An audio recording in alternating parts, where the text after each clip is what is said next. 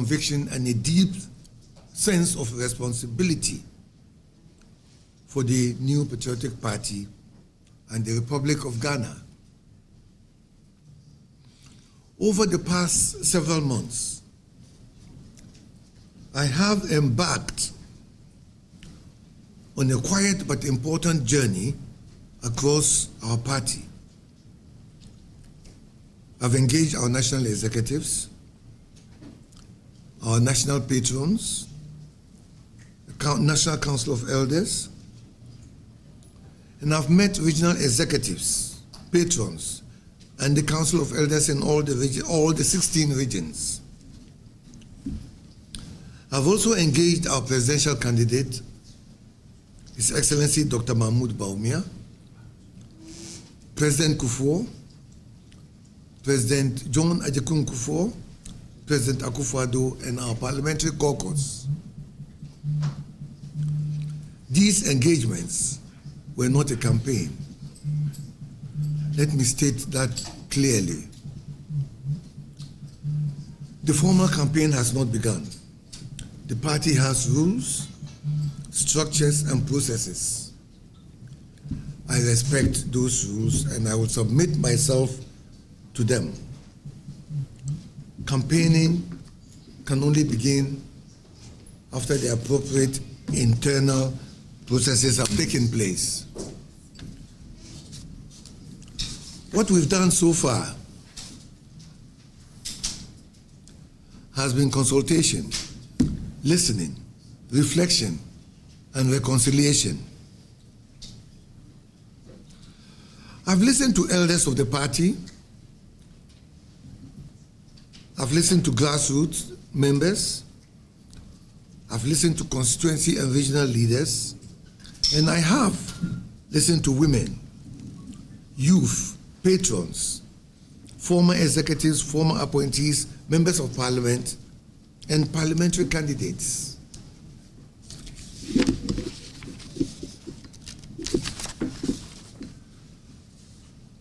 I have also listened to ordinary party workers who have carried the elephant through very difficult terrain for many years. And in listening, I have heard pain, I've heard disappointment, I've heard frustration,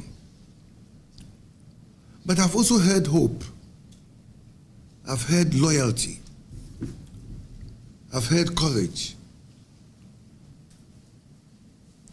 I've heard a strong desire that the NPP must rise again.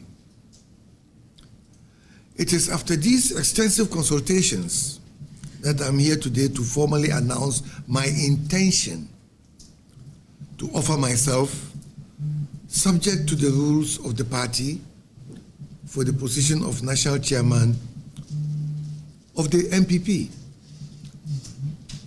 I do so not out of personal ambition. I do so because I believe our party is at a defining moment. I do so because I believe the NPP can recover, rebuild, and return to government. I do so because I believe that with the right leadership, the right organization, and the right spirit, the NPP can once again earn the confidence of the Ghanaian people. That's the former chairman of the NPP, Paul Afoko. Well, it is important to take a closer look at the political journey of the man at the center of this announcement. Who is he and why does his declaration matter? Joining me in the studio right now with more on his political profile is Jason Day with our research desk. Jason, you've been going through his profile. What have you found so far about Paul Afoko? So besides his age, we found that he's a successful businessman and also a politician. Right. He's been with the NPP for a very long time. In fact, that people will say that he's one of those who actually helped create the NPP from ground. I mean, he was part of the founding members. So he's been with them for a very long time. And then we know that in 2014, he was elected as NPP chairperson for them. And then it was only after a year, or barely a year, that he was suspended. And on the grounds of those suspension was an alleged misconduct, and also there were people who were saying that he was breaching party rules and all those things. But then post that he's attacked that suspension ever since. It was indefinite, but he's attacked it since 2015 throughout the time that he's been suspended. Throughout the time that he was granted amnesty, he's been fighting and saying that the discipline committee did not have any grounds in hearing the issue. Right. And since then, he has now been granted amnesty in August 2025, and then now he's officially saying that he wants to contest NPP chairmanship position. And also, we know that he's been speaking on how he felt when he was suspended. He's actually said that it's all been forgiven. He was angry at first because just a few people yanked him away out of his own party after what he's done for the party and everything. He was angry at first, he admitted it, but what he's saying now is he's forgiven everybody about it, and then he's willing to fight for the party. He's continuing speaking that all that is gone, the state of the party will not allow them to fight, to have any internal struggles. But we know that back when he was suspended and all the back and forth he was doing with the party leadership, all what that did was just to exacerbate the issue, including the death, the allegations against his brother, Akufo-Addo, there were allegations that he killed Adams Mahama. Yeah. And then all that just created more hatred against him. And they've been fighting all that issue ever since. But then it's all like, just as he said, all that is gone, and now he's ready to fight for the party and and what he's been saying is that when he's been elected as chairman of the party, these are the things he's going to reunite the party, because we know that their internal struggle that was revealed back in 2015 and 2016 and throughout the time. And even now we see that the NPP are in struggles in terms of trying to find their grounds. Really, he's saying that he's willing to come in and reunite the party, come in and rebuild the party and strengthen its structures from core in order to recapture the seat in 2028. And these are the things, this is how he's picturing himself to be a chairman. These are the 8 things that he has described himself to be. Most of them is, what he's saying, that he's going to be a listener for the party, he's going to serve the party, he's going to be a disciplinarian, and also a fundraiser to be able to do everything for the party. He's going to be a team player, a field commander, and a reconciler. Ken. Right. Jason Day with the Joy News Research and Data team. Thank you very much. Well, so let's analyze really why his announcement matters for the future of the NPP. And joining me this afternoon is pollster and editor-in-chief of the Dispatch newspaper, Ben Efson. Also joining the conversation is a political science lecturer at the Kwame Nkrumah University of Science and Technology, Dr. Amache Boatin. Gentlemen, thank you very much for your time this afternoon. Ben Efson, I want to begin with you. You've covered the NPP extensively and have the institutional memory of Paul Afoko's political journey. First, what do you make of his return to active politics?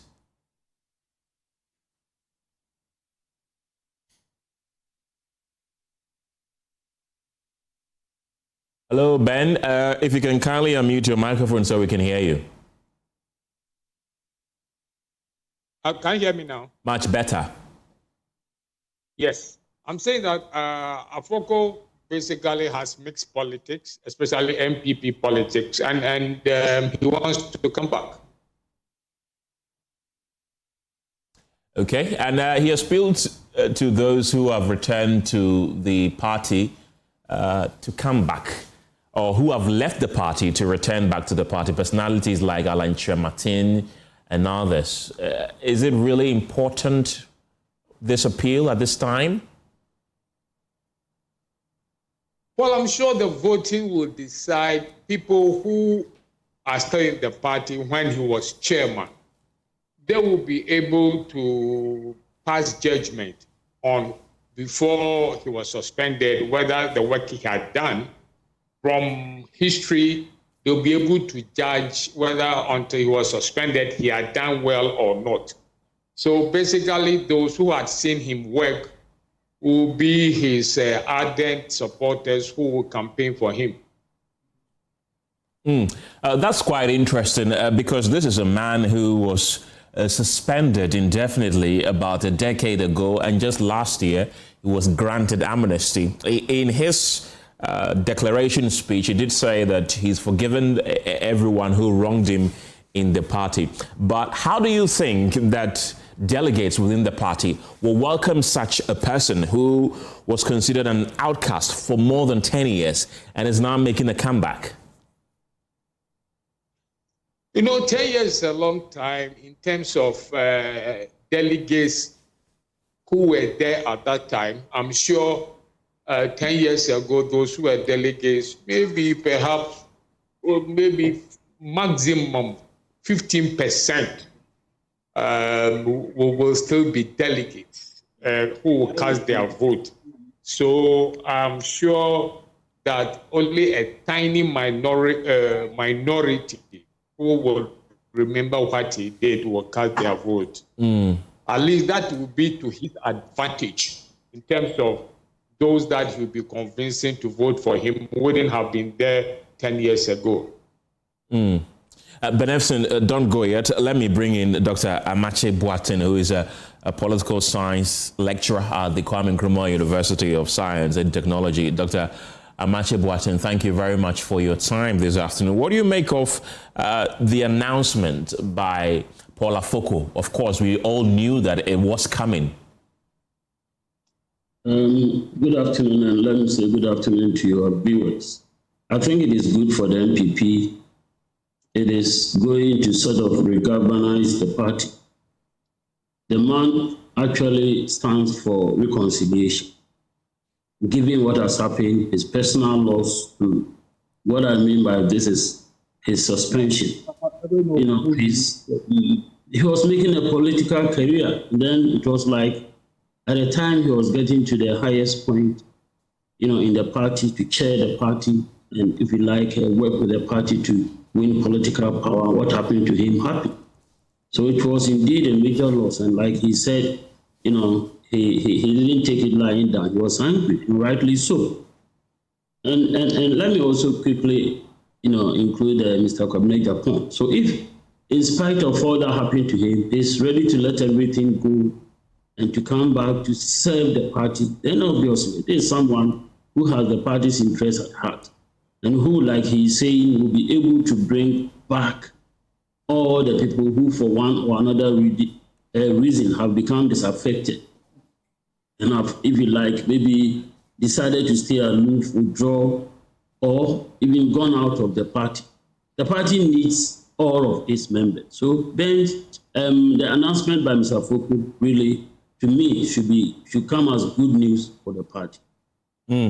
Well, the time that he was suspended, if someone is 18 years today, that person would have been, 7 years during the time that he was suspended from the party. So it appears that younger people within the party now do not have a lot of memory of Paul Afoko. How do you think he can galvanize support within the party now that it appears he will meet in fresh faces when it comes to the people who will be going to canvass for vote for him to become chairman? I'd like to believe that we wouldn't have any of the candidates vying for the same position, possibly coming up with an argument, to get the party faithfuls not to vote for him on the grounds of the case that was, or the charges leveled against him. I don't expect anyone to go there. It's an emotional issue. At the same time, I like to see him in a way allowing that to inure to his benefit by talking about, and he started talking about it, that he was laying a particular foundation and he believed strongly that that was what propelled the party into power and that he's coming to continue those good works. He will really, recall whatever it is that he has done for the party that will sound positive and, if you like, encourage people to vote for him. And then the timing is also, to me, opportune, given the fact that the party's leadership currently is struggling. If anything at all, what happened here in Ashanti region over the weekend it's anything to go by. Then you realize that the party is struggling. The challenges that is also coming from issues concerning Honorable Kenneth Gyasi and the party. All these things are such that they will need someone who will be able to, without necessarily abusing power, abusing his authority, but who will be able to authoritatively speak to those issues and get people to listen to him. The party should be able to enforce its own rules and regulations in a way that will not bend anybody, in a way that will not break anybody, but in a way that will instill discipline. The party needs such a person, and I think he has those qualities. Well, in his declaration speech, he did indicate that he has consulted former Vice President Mahmoud Bawumia, former Presidents Akufo-Addo and John Kufuor, and famously, during the time that he was suspended in 2015, then candidate Akufo-Addo was the flag bearer of the NPP. Do you think that this shows that this is a man who can indeed bring those who have left the party? He mentioned the likes of Alan Chemartin because of what he has seemingly exhibited, that he has no pain within his heart with regards to people who were considered to have influenced the decision to have even banned him in 2015, do you think? Yeah, I like to believe that he's sincere with that particular statement, especially when we know, those of us who are here in Kumasi and have been following NPP politics, we know that it was a plot, because immediately after he won his post in Tamale, also, I've forgotten the place where they held the Congress. He won, and then Mr. Kenneth won, and they came back to Kumasi. We heard that he was, the two of them were not going to be allowed to hold on to their position. In fact, information came out. Information came out, and we picked these pieces of information. So the cases that were brought, against them were all manufactured. So if that notwithstanding, he's able to, go back, engage, the former president, Akufo-Addo, then definitely he's a man who is not bitter. He's a man who is not keeping any pain in him. He's indeed ready to sort of reunite the party the way he's putting it.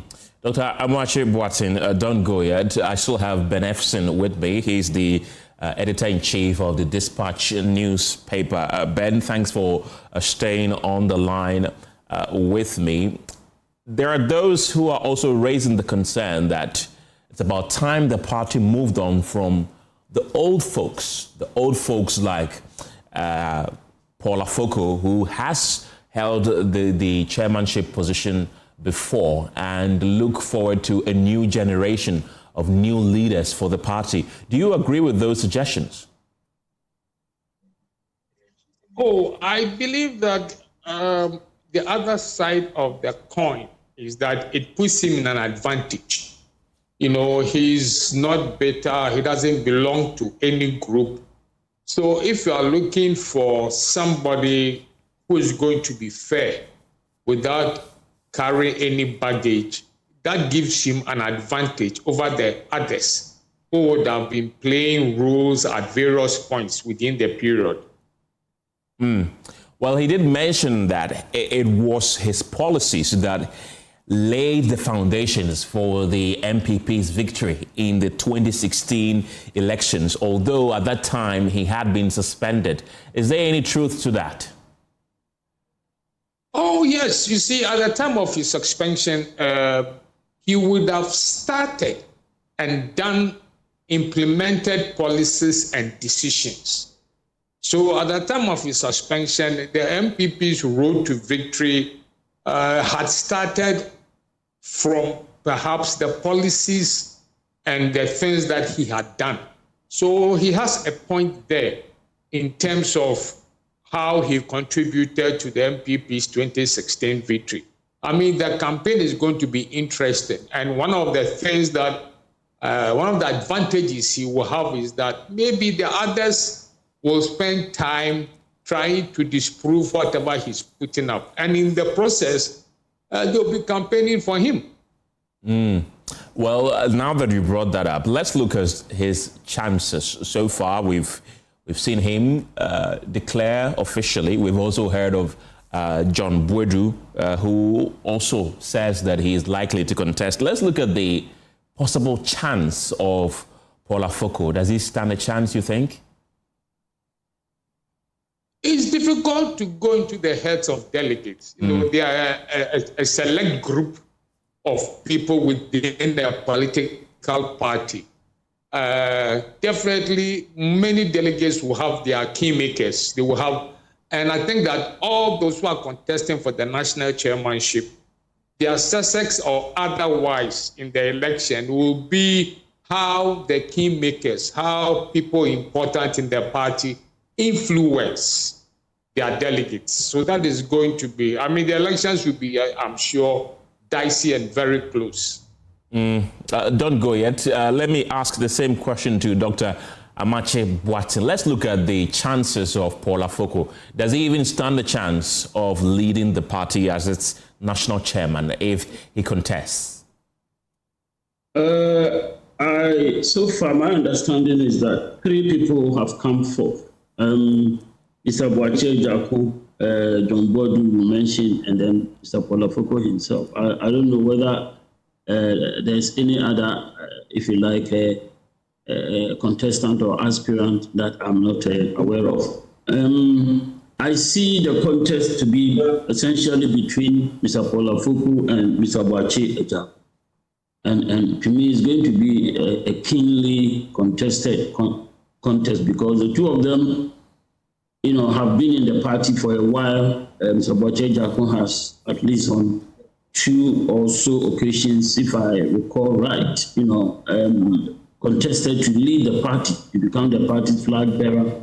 So he has, in a way, endeared himself to the electorate. Mr. Paul Afoko, unfortunately, did so many years ago. If he's going to be able to sort of get himself into the minds and hearts of, you know, the new electors who have come forth, then he might be able to, you know, go head to head with Mr. Boache Jako. He does stand a chance, but then his main rival to me is Mr. Boache Jako. Well, the NPP, some would say, is going through a phase which many opposition parties go through after they've lost an election like they did in 2024. As we speak right now, they don't even have a permanent chairman. They only have an acting chairman because the permanent chairman recused himself on health grounds. And we are also seeing a bit of crack within the party. Not long ago, we heard the utterances of Kenneth Gyasi. Other members of the party then petitioned the party's disciplinary committee to mete out the necessary sanctions to him. Do you think that Paul Afoko is the man who will be able to crack the whip and put everybody in line at this worrying times for the NPP? This whole idea of cracking the whip, to my understanding as a student of political science, is to be able to get a general consensus around the rules of the game in the party, around the party's own constitution. That is what I understand by cracking the whip in an organization. The rules that the party has given itself and which all members are supposed to, you know, be guided by. So I think the first thing one would want to do if you are in such a position is to revisit those rules and simply, you know, after engaging the party extensively, bringing everybody back as much as possible, then you all review the rules. If you think there's anything that should be amended or whatever, you do so. Then from that time, it is like he will start all over again. It should be possible for him to crack the whip. You know, going about it the way I understand, it should be possible for him to do that. Right. Now, let me go to Ben Efson. During the time that Paul Afoko was suspended, the party's current flag bearer was its vice presidential candidate, Dr. Mahmoud Bawumia. And looking at the time that he wants to lead the party as its chairman, do you think they can work together? Looking at how closely Mahmoud Bawumia worked with Nana Akufo-Addo during that time, do you think that a Chairman Afoko chairmanship can work hand in hand with a Dr. Mahmoud Bawumia flag bearership? Well, I think they should, because I'm sure that if between ex-President Akufo-Addo and Dr. Bawumia, if between the two of them, if there was somebody who would have a clear decision-making vote in the realm of suspension, it would be more of Nana Akufo-Addo than Dr. Bawumia. So once Dr. Bawumia is now in charge, I'm sure Dr. Bawumia, being the diplomat he will keep most of his thoughts in his head. If it had been President Akufo-Addo who was going for another time, that would have been a bit difficult, because as the flag bearer at that time, he would have had to take certain divisive, certain intrusive decisions. So I think that with Dr. Bawumia and Afoko, I believe that the path will be clear, and it will not be that of a bother to the party, the party NPP. I mean, during the time that Paul Afoko was suspended, it's been an open secret within the NPP that there's a so-called Kufuor faction and then Akufo-Addo faction, where Paul Afoko was seen as a Kufuor faction member or an Allen faction member. There are those who worry that his seeming return could further deepen those faction crisis within the party, further deepen the cracks within the party, and so another candidate should rather lead the party instead of Paul Afoko. What do you make of those assertions? Well, I think fortunately for the NPP, the election should be held in September. So you're talking about virtually less than 2 months. And I think that should not be, if it had been like it will be held in November, October, the time would have been used to fester the anger and rivalries. But with the September election date, I think that the party is a bit lucky that there will be enough time for these things to fester and create animosity before voting. Benefson, don't go yet. Dr. Amache Boateng is still with me on the line. Dr. Amache Boateng, just like I asked Benefson, there was the argument that there was Allen faction, Akufo-Addo faction, Kufuor faction, and Paul Afoko was perceived to be in the faction of Alan Kyerematen and John Kufuor. Now that he is coming back, or trying to come back as the chairman of the party, do you think that these cracks could further deepen, or he could mend those cracks once and for all? Factionalism are normal in political parties. In fact, every party has factions. The individual leaders in the party have special ambitions, their understanding, or if you like, their vision for the party and for their country. And then, because of that, they attract, supporters who, if you like, think along the same lines with those leaders. Factionalism is normal. It becomes an issue when someone comes up and for some reason decides to, if you like, victimize those who didn't vote for him.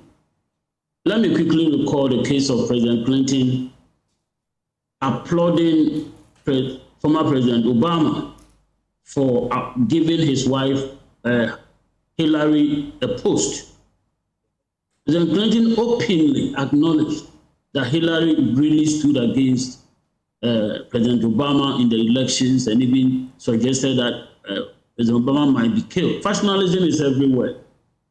And so you come to Ghana, we had factionalism. In the NPP, at the time President Kufuor became the leader, he had rivals. People contested with him, and people felt that President Kufuor and Ashanti, and now Danko Akufo-Addo and Achin, that traditionally there are issues between these two people, and people wanted to, make cases out of that. President Kufuor did so well by giving Nana-Addo the post that Nana-Addo had. But then when Nana-Addo came into office, this expression, which almost became a refrain in a poem, that in P, Nana-Addo cannot work with this man. And here in Kumasi, it became, if you like, a core word. And on the basis of that, people were isolated, alienated from the party. A lot of things happened. We know it was during that same time that Alan Kyerematen, I put it, was forced out of the party. Interestingly, currently, Ken appears to be being, he's on the side and he's being pushed out of the same party. And I mean, factionalism will not go away. If you take out one person, others will come. It should be possible, and just like Ben said, Dr. Mahmoud Bawumia is a fine gentleman. I think he has got that, what I call a settled spirit. So knowledgeable, brilliant, he'll be able to work with anyone who the party brings up. If indeed they are all addressing themselves to the overall interest of the party, primarily to be in power. Then afterwards, you do what you can do with the state. I expect him to be able to work with everybody. Okay. And let's look at funding, because we all know that political parties thrive on funding, especially when you are in opposition. Do you think that Paul Afoko has what it takes to whip up funds for the party ahead of the elections in 2028? Yeah.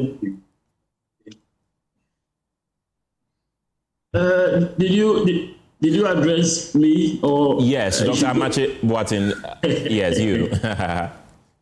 Well, I think Mr. Paul Afoko has got the network that will enable him to raise money. People will have cause to trust him that he is someone who will use whatever funds given to him in the best interest of the party. And as it is, he has more than demonstrated that he is a conciliator, and I think he'll be able to raise funds. Okay. I don't expect him to have difficulties at all. Okay. Right. Mr. Benefson, are you still with me? Yes, I'm here. Okay, let's look at the regional dynamics. We know that Paul Afoko is coming from the north, and regional dynamics, we can never take it out of Ghanaian politics. How do you think that him coming from the north could shape his chances of leading the NPP as its chairman and even leading the NPP potentially to return to power in 2028?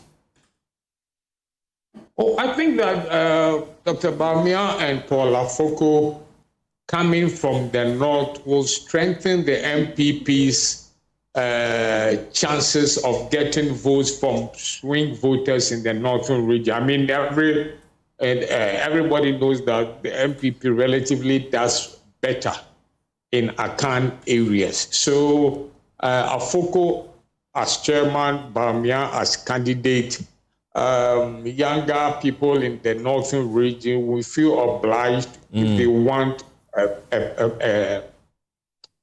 of the two parties, they may decide to vote for NPP because they think that the party will find a home there. So it has its pros and cons, but it will be interesting to find out in the run-up. It's about over 2 years to voting. So between now and then, a lot of water will pass under the bridge, and how the two parties handle these dynamics in terms of ethnicity and so on will determine the fate of the two parties in either the north or the Akan regions. He's 72 years now, and do you think he will be fit enough, looking at his age, to be able to do party work, especially looking at the fact that there are a new crop of youthful leaders within the party? Looking at the fact that he's 78, will he be fit enough to do party work? Oh, I think that basically as chairman, he should be able to delegate. You can have a relatively younger chairman. Definitely he won't be everywhere, but given his experience and given his age, his advantage is having been in the party before, and he'll be able to delegate and supervise. That will be his trump card. And fortunately for him, he has quite a bit of time to try and error, because the last 18 months to voting will be the killer punch area. 18 months to voting, that is when a party's chances will start diminishing or will start going on the upward trend. Well, that question has come up because of the current chairman of the party, Stephen Intim, who has recused himself due to ill health, and people are saying that you can't replace an older man with another older man. That will really not work. That's why I'm asking that question. Well, I think that there are people who are Mr. Ntim's age in the political parties who are quite active. Right.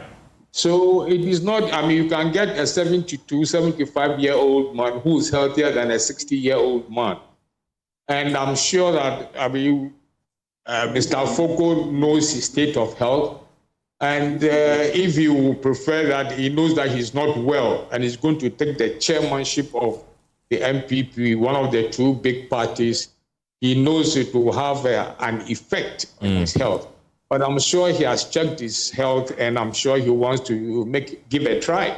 Okay, Mr. Efson, don't go yet. I still have Dr. Amache Boateng with me. Dr. Amache Boateng, the NPP has famously been tagged as an Akan party. Looking at the fact that Paul Afoko is coming from the north, do you think that his mere coming from the north will be a good luck charm for the party, or might be a curse should he eventually emerge as winner?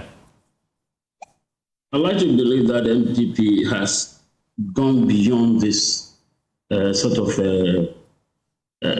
issue or this challenge, ethnicity, ethnic bigotry, and then, if you like, divisions along such lines. They already voted massively for this same man, Mr. Paul Afoko.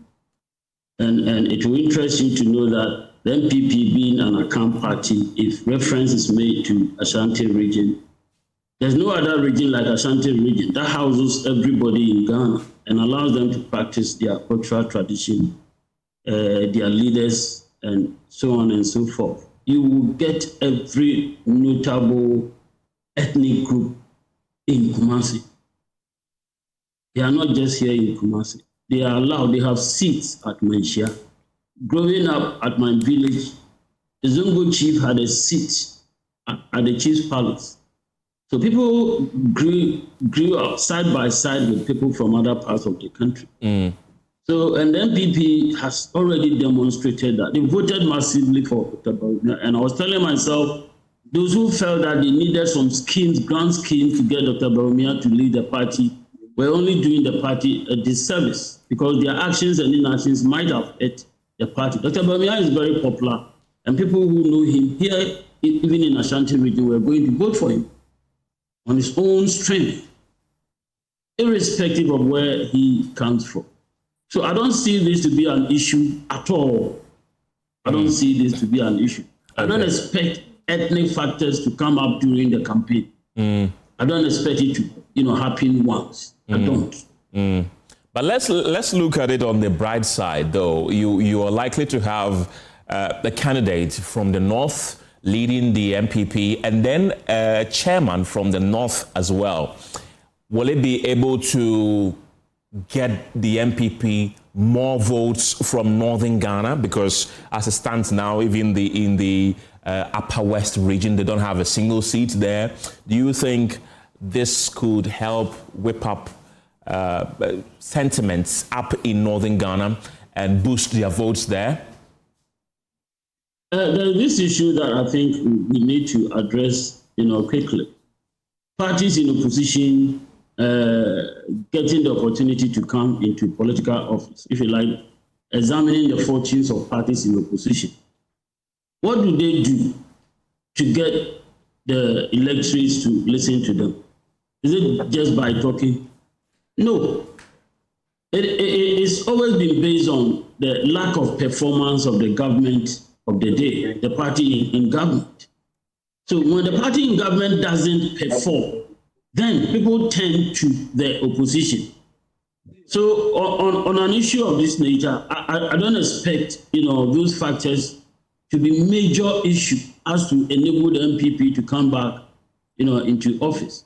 I think everything depends on how well the NDC handles the economy. Generally speaking, with democracy, after elections, everything else revolves around the economy, the conditions of life of people. The NDC does so well, we can bet that they will hold on to political power come 2028. Okay, Dr. Kwesi Amache Boateng is a political science lecturer at the Kwame Nkrumah University of Science and Technology. Ben Efson is a pollster and also the editor-in-chief of the Dispatch newspaper. Gentlemen, thank you very much for your expertise this afternoon. You're still watching The Pulse. Return from the break with more. See you in a moment.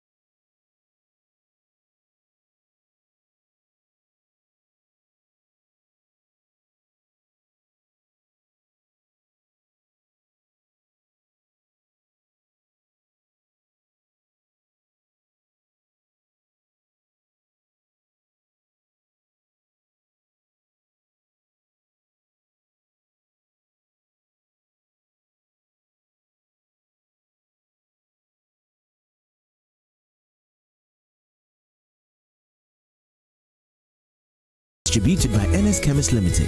This advertisement has been vetted and approved by the FDA. So this strategy will lead. Oh no, not again. Say, relax. The generator will come on now. The generator is not working. Why stress yourself when the experts are just one tap away? Introducing Left Power, the smart emergency support app from Left Signature Limited. With Left Power, certified engineers respond fast, anytime, anywhere. No delays, no stories. Hello, sir. This is Left Signature Limited. The request has been received and our engineers are already on their way. Please relax. We've got you covered. This is professional. Every Left expert is certified, verified, and can be tracked in real time. Oh, you'll know they're coming before they even arrive. From electrical engineering and solar power systems to data center management, cloud services, smart automation, and software development, Left Signature delivers excellence, fast, reliable, and professional. Left Power. Your solution is just one tap away. Available on Play Store and App Store. Another week is here on the greatest of all time show. My name is Giovanni Clip, and tonight we're bringing you talent. Contestant number one, let's bring Baby Car. Let's bring. He did it for you. Cut. Oh, there is a leakage. Where's the plumber? For quality and durability, insist on Syntex pipes. If you want quality, this be where you belong. Strong, tough, and reliable. Your perfect match to your trusted Syntex pipe. Syntex pipe, it dey carry water, no wahala. Syntex pipe, it dey make water dey flow. Syntex, you're strong and you're tough. Upgrade your print game with Konica Minolta, proudly powered by SkySat Technologies. From all-in-one machines that print, scan, and copy to professional systems and heavy-duty production machines, we deliver unmatched performance. Right now, SkySat has an unbeatable offer. 1 entire year of free servicing on all Konica Minolta machines. That's 12 months of expert maintenance for new and existing customers. Visit our new VIP print center at Pegasus Place, Airport Residential Area for a live demonstration. Call us on 050-164-5180 or 0302-798-829. Again, it's 050-164-5180 or 0302-798-829. SkySat Technologies, performance that delivers every time.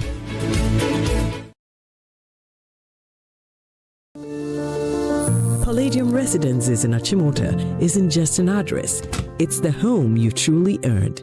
Secure your place with just a 10% deposit and choose from beautifully designed modern apartments or spacious townhouses built for everyday comfort.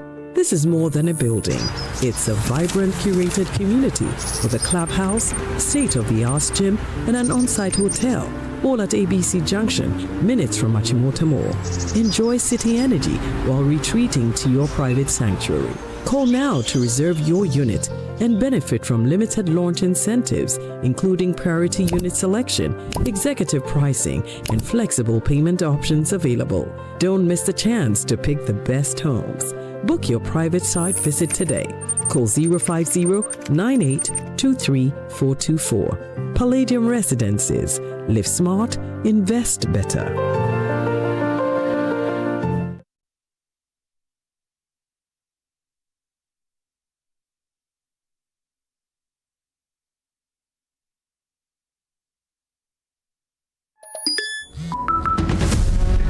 I didn't think it would happen to me, but it happened to me. Ghana's digital economy is booming. Millions of transactions, billions of cities, a future powered by technology. But beneath the convenience lies a growing threat. Now it's becoming more towards digital fraud. If we place convenience.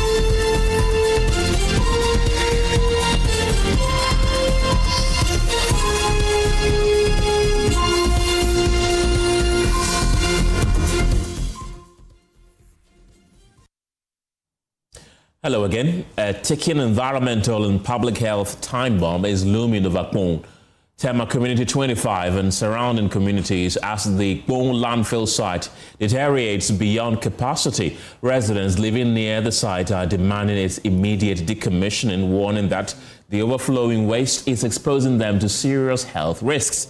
Tricycle waste collectors also tell Joy News they have been forced to dump refuse at a previously decommissioned landfill and other unauthorized locations because the site can no longer accommodate waste. Residents fear the situation could soon trigger a major public health crisis if urgent action is not taken. Carlos Caloni visited the landfill site and brings us this report. We are finally at the Kpong landfill site, which is supposed to be receiving refuse from the Tema metropolitan area, the Ashaiman municipality, I should say, and a number of municipalities in the Greater Accra region. This is the main entrance that the vehicles are supposed to use to go dump the refuse. You can see the state in which it is, and the tricycles themselves are supposed to use this very place to access the final dumping site just right behind me.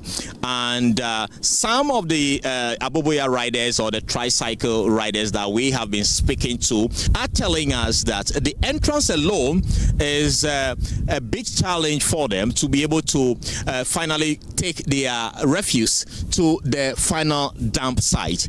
Reason why they have resorted to dumping along the main street, along the Tema motorway roundabout and on the N1 towards this place, especially when it rains.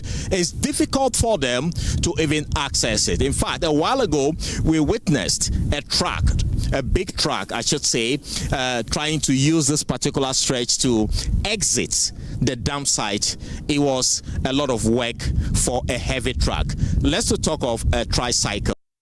I've caught up with Ika. He has been operating the tricycle for some time, he tells us, and he has just gone past the main entrance of the landfill site.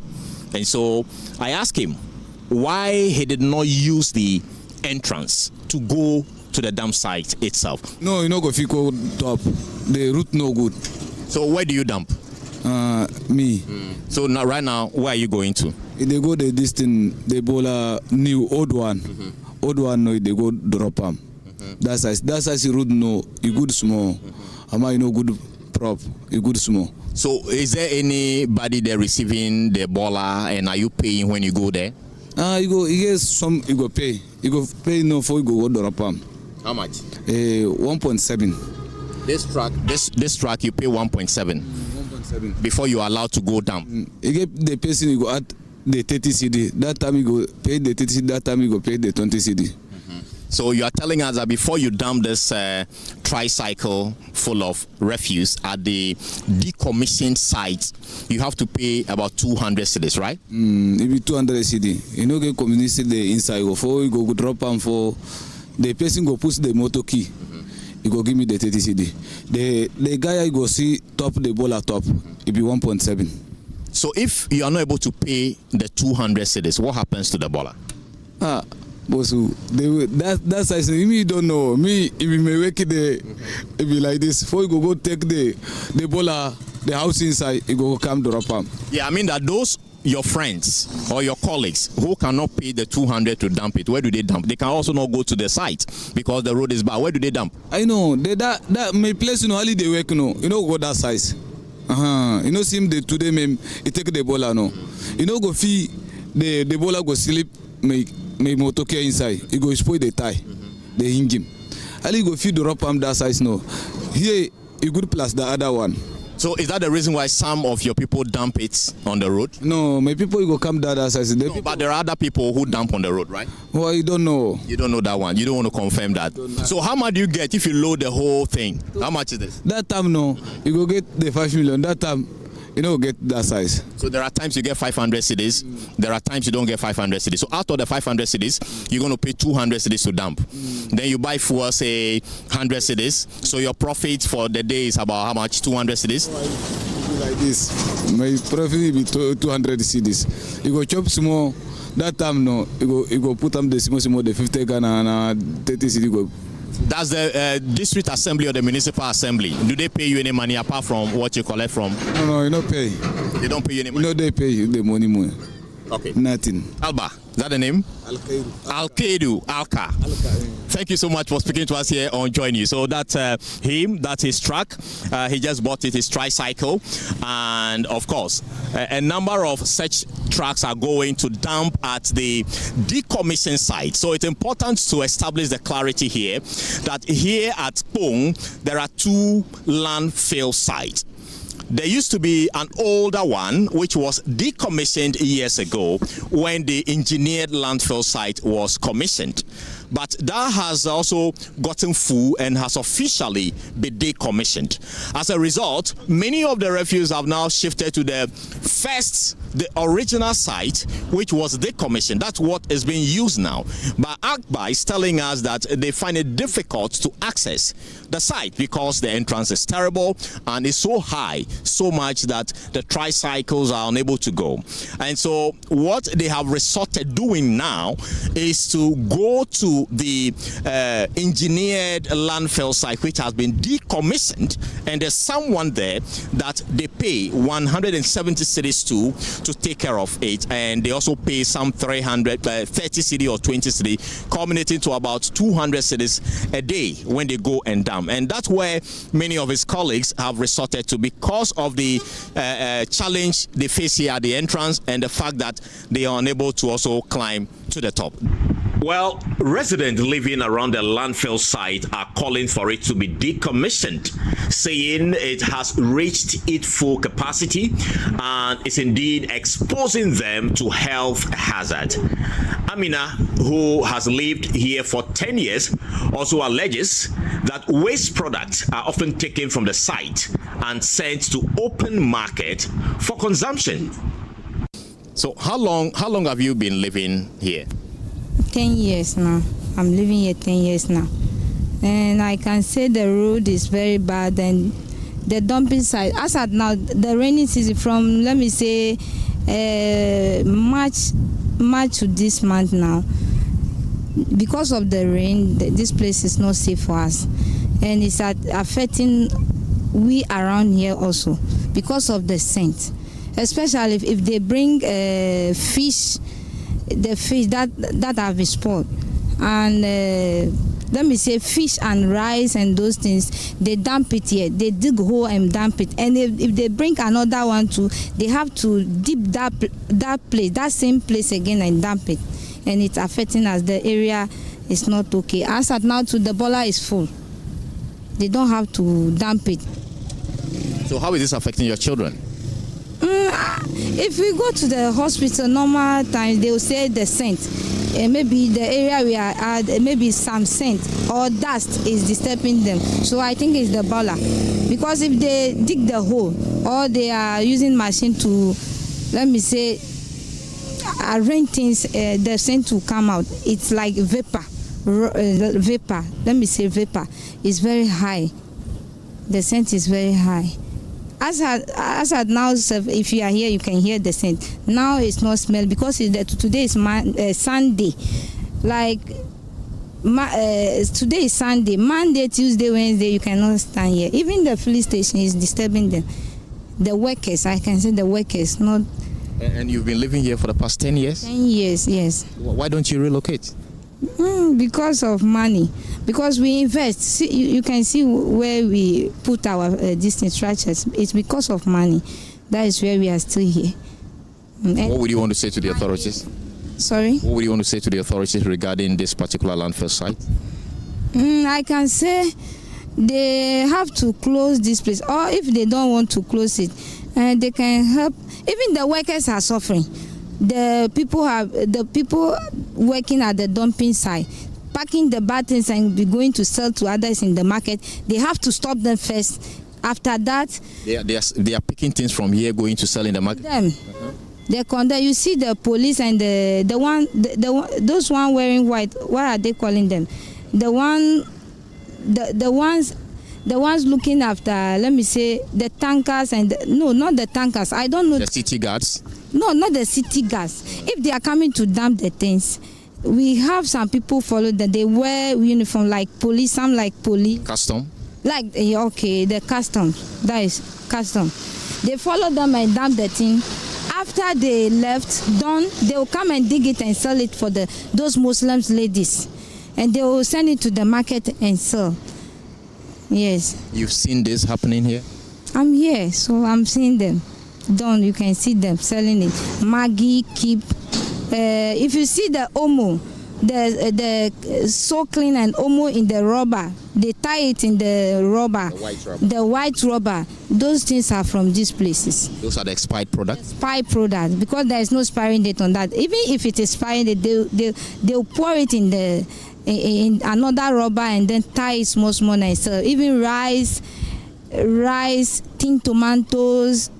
In fact, they have been killing people. So if you are buying food products that are in those white containers, it's not good. I can't advise those people to be buying those things. It's not good. Because there is no label on that, no expiring date. It's from this side. It's from Bola side. Interesting. You are saying that it should be closed down. What would you want to say directly to those in authority? Okay, I'm pleading the government to find new dumping site and find responsible people to work on the site. So this is the situation at the Tema, I should say the Kpone landfill site. Is full to the brim, and it's difficult for those who are supposed to be bringing waste to this point to actually dump. Carlos Kaloni, Joy News, Kpone Katamanso. Let's get talking, and joining me right here in the studio is the MCE for the Kpone Katamanso Municipal Assembly, Samuel Tete Morton. Welcome to the program, Mr. Morton. Thank you.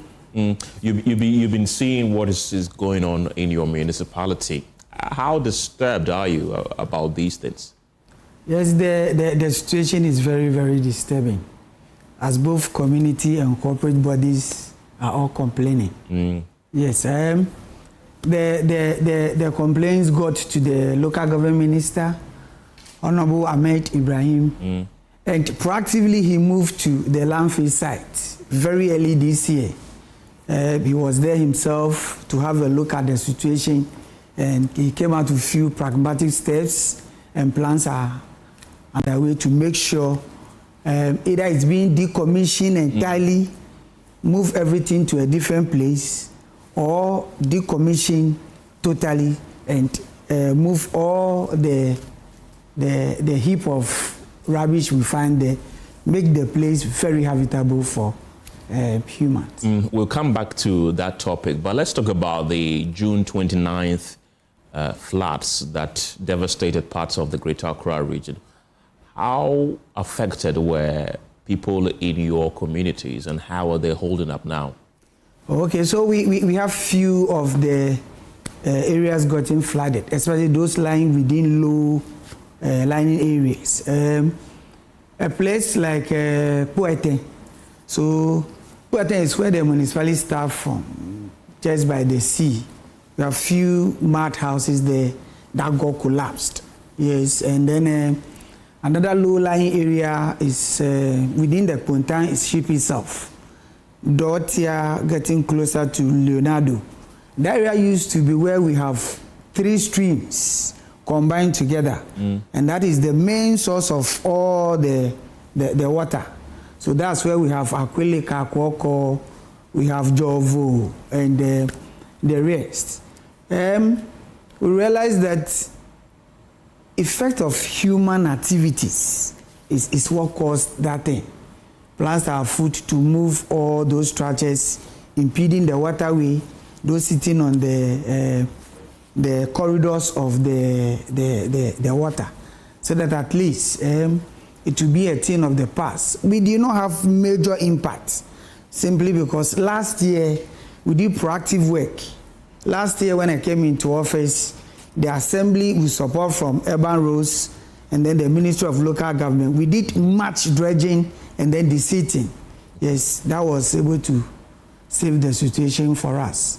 So this time, the 29th rain did not affect us that much. Yes. You say that these are human-induced causes in the area. So why are the people still being made to stay there when they are the ones causing it? Why are there not plans by the Assembly to, for example, evict them from those places so that they do not cause havoc all the time? So plans are afoot, as you already know. This is not just something that you can just do one time off. You need to go through all the processes. You know, it has got legal implications attached to it. Yes, but we've met them, we've engaged them, and where we've got into, we're waiting for the plan schedule from NADMO. And then in no time, all those things will be done. Garrett gave us support. So drone has been flown. We've taken pictorial evidences about all those sitting on the corridors of the drains.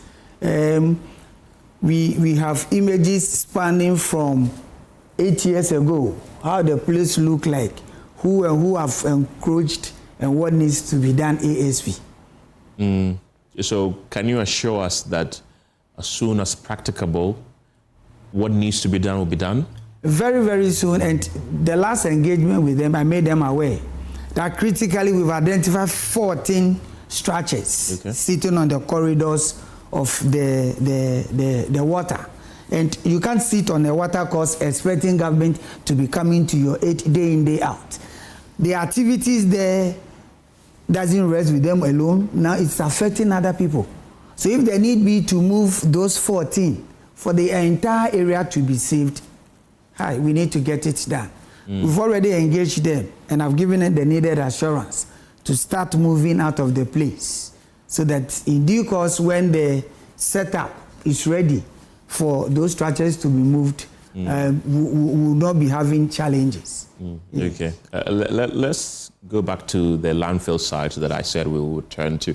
If you look at the screen here, this is a very unpleasant scene, a mountain of rubbish which has been there for years. The woman who spoke to Carlos did indicate that she's lived there for more than 10 years.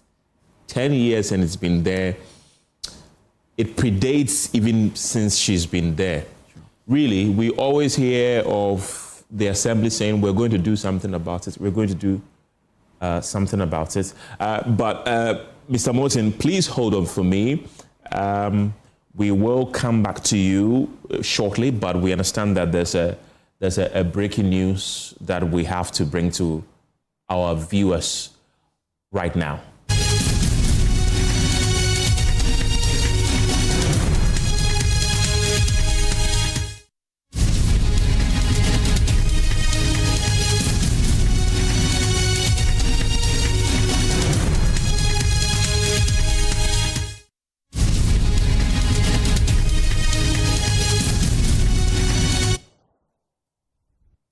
A news just coming in indicates that the NPP's Dennis Miracles Abuaje is being taken to his private residence by Yoko officials this afternoon. It is unclear why this is happening, but joining me on the telephone lines right now is the NPP's National Communications Officer, Richard Ahiagba. Mr. Ahiagba, welcome to the program. Can you confirm that Dennis Miracles Abuaje is indeed being taken to his private residence as we speak from Yoko? Thank you, Kenneth. The information we have is that the officials from Yoko, Risk and company. Kindly speak up for me so we can hear you. Okay, I'm saying that I can confirm your statement to you that indeed officials from Yoko took him to his hometown to inspect. I'm not sure what exactly they are going there to do, what they're going to look for, but they took it there. And my latest understanding is that they have completed that visit and most likely on their way back to him. Is that his private property in his hometown? Sorry? Is that his private property in his hometown? I assume so. Okay. But do you know where exactly? I know Dennis comes from Latte, so that most likely will be where. Latte, you say? Yes, yes, Latte. Yes. Okay. Just last night, the legal counsel for your party, NPP, did indicate that it was almost impossible for them to meet the bail conditions, the 50 million Ghana cedis bail conditions. Now that he's been taken to Latte to inspect his private property, I assume that he has been able to meet those bail conditions, yes? I can't confirm that, but I guess I can tell you that it's a tragedy that we live in a country and this is how we are treating ourselves. Dennis is not one who just, disappear, most especially because Yoko has been engaging him in advance. And then it's always been available. The same system the NDC, or more or less the Yoko is running, is becoming problematic. You know, in the case of Wontumi, the same thing happened. Okay? In Hanan case, the same thing. Kwabna Edubuahi, the same thing. One case after another. And you're asking yourself, the person writing that bail condition or specifying that bail condition for another to meet, for Dennis to meet, and for any of these people to meet, ask yourself, would that person be able to produce that in two people to provide evidence of landed property equal to the sum of 500 billion old Ghana cedis? Is it feasible? Ask that. And to what is the objective of that? What is the objective? The goal of any bail is certainty that when the individual who is being bailed is required, he will be available. That threshold can be satisfied even merely by me fighting for death. Because I'm not going to disappear. I have a role that I value, that I will be here for. Even our flag bearer, by his standing in society, could simply stand for him. Our national chairman could simply stand for him. But we have created a situation where this government is using bail as punishment. That is a bad precedent we're setting. A bad precedent. And I think that the earlier we talk about this, the better for all of us. It is becoming unbecoming. Very unfortunate. You keep holding an individual who, on a normal, regular day, will come to you when you want him. And so why would you impose such onerous bail condition? To what end? If not to punish him. And we have seen a pattern. That same thing was done to Wontumi, was done to this, was done to that. 50 million, as I see, that is the threshold they want to uphold. 50 million. How many people? Okay. How many people, in two people, in this country, what will be the nature of that property? Is it the Accra Mall?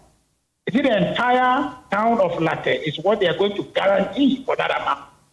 It is completely unreasonable. If the president is quiet, this thing is happening, and I'm worried that this is creating certain precedent. People are learning. There are bad people. There are hawks in the NPP. There are hawks in the NDC. So if the hawks in the NDC are pushing this kind of agenda, I worry for Ghana, because tomorrow, what if the hawks in the NPP won't say? What country would we be building at that point? So the earlier we stop this, the better. The goal of ORA, the goal of accountability and the fight against corruption, it is not to put onerous bail conditions on people. It is to retrieve people who have misappropriated funds or have embezzled state funds, to return it or to be punished for it, to serve as deterrent. What we are interested in is the result, not all these shenanigans that are going on to punish people. Richard, earlier, that will not give us anything. It will not give the country any dividend by treating people the way they are doing. Richard, we understand that Yoko has already inspected his private residence here in Accra, and now he's been taken to another of his residents in his hometown, as you mentioned to us, in Latte. Do we get the impression then that he's been taken to his properties to inspect whether they can meet the bail condition of the 50 million Ghana cedis? Is that it? Well, I don't know exactly. We don't have clear information on that, what they're doing. But I'm just telling you, even if that is the case, it's a vain venture. Even just by going to his hometown chief can even guarantee for him. So why 50 million? Why all these things? Bail, the substance of it is that we need you to continue an investigation. Will you be available? Will you be available when we need you? So we need some people to stand surety. Those people, his hometown chief can sign it, I can sign it, and Dennis will not disappear. Any other person that they are interested in for any investigation will not disappear, because they are interested in staying. They will stay. It doesn't matter the amount of money you attach to it.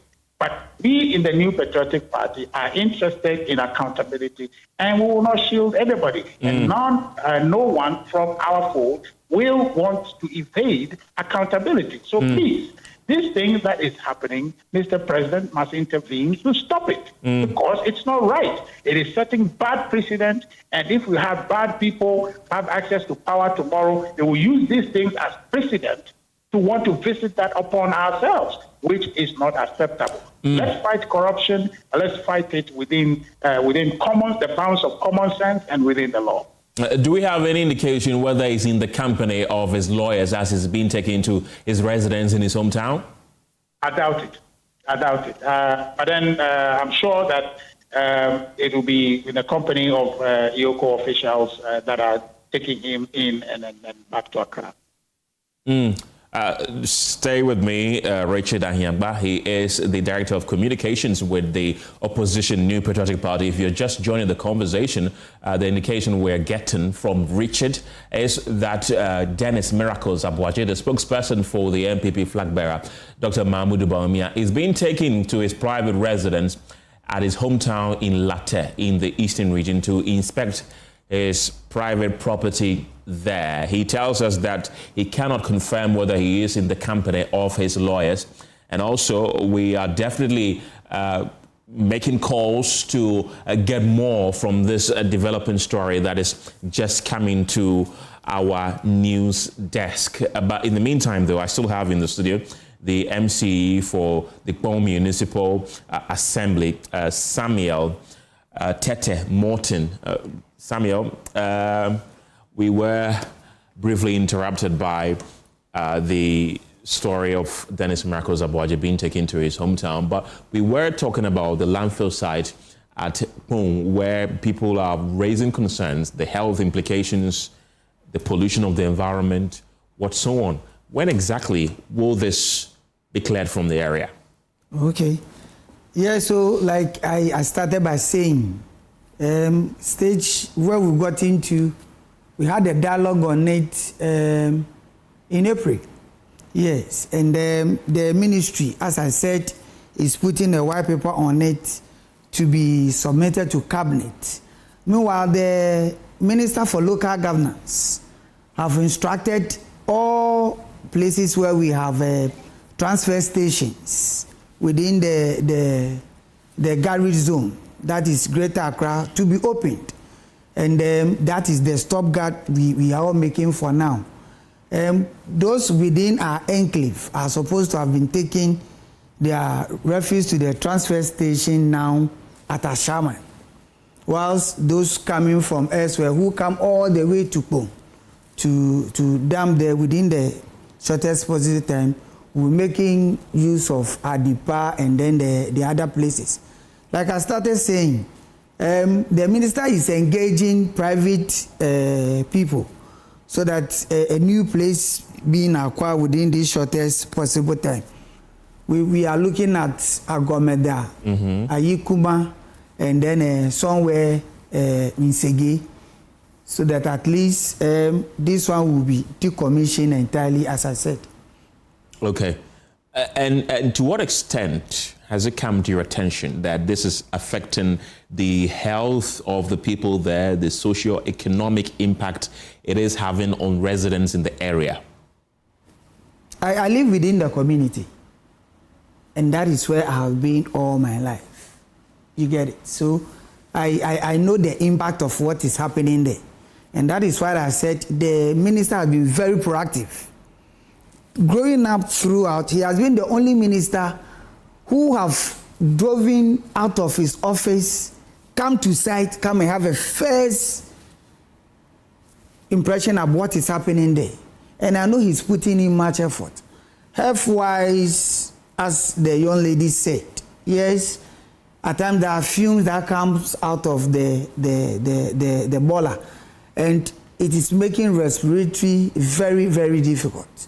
Others have also complained through the hospital in town that when they come with eye problems, it is being attributed to the landfill site.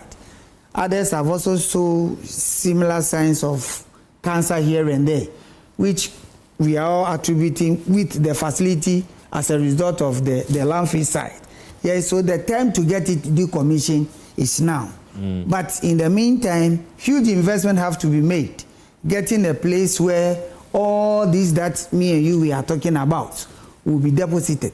It is somehow better we bring all to that place now than we living them within our towns and then the cities, which will also come out with another either cholera outbreaks or other outbreaks. Yes, but how best we are going to manage it for now, so that at least it's being kept there, will also not come out with all these social impacts that we are all talking about. It's what we are trying to do now, how best to mitigate all these things. The individuals who ride the Aboboya to dump their refuse there, they now just dump it along the landfill side because they say that they are unable to go inside. In the interim, what are you doing about it? So it is a no. It doesn't give them the effrontery to be doing indiscriminate dumping. Yes, and that I know you also agree with me.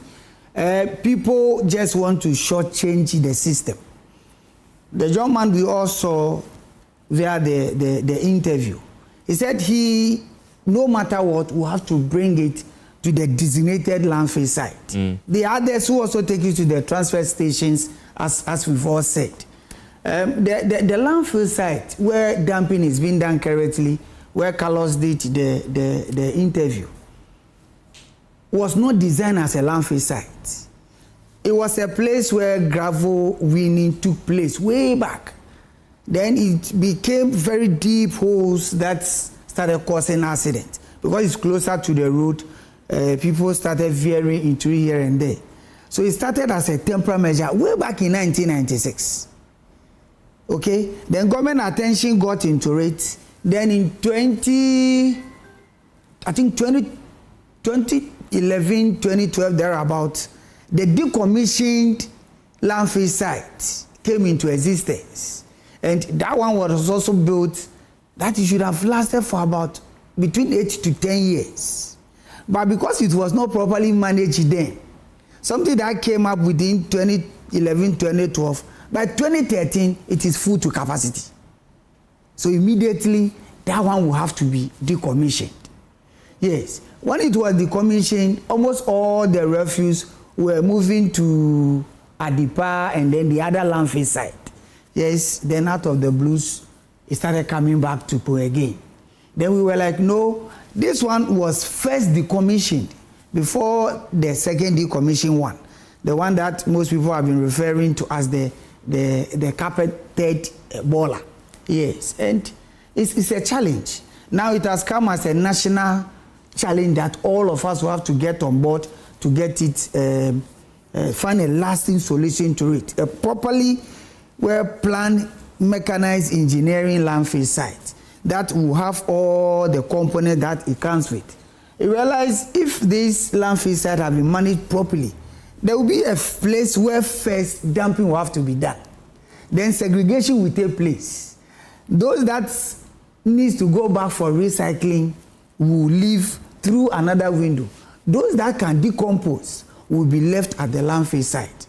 This is what we are all calling for now, with the help of the local government minister who is leading the agenda. The Aboboya tricycle rider that Carlos spoke to did tell him that when they dump the refuse, people take money from them. Who are those people that take the money? So, in 2012, Okatamoso municipality was carved out of Tema Metropolis.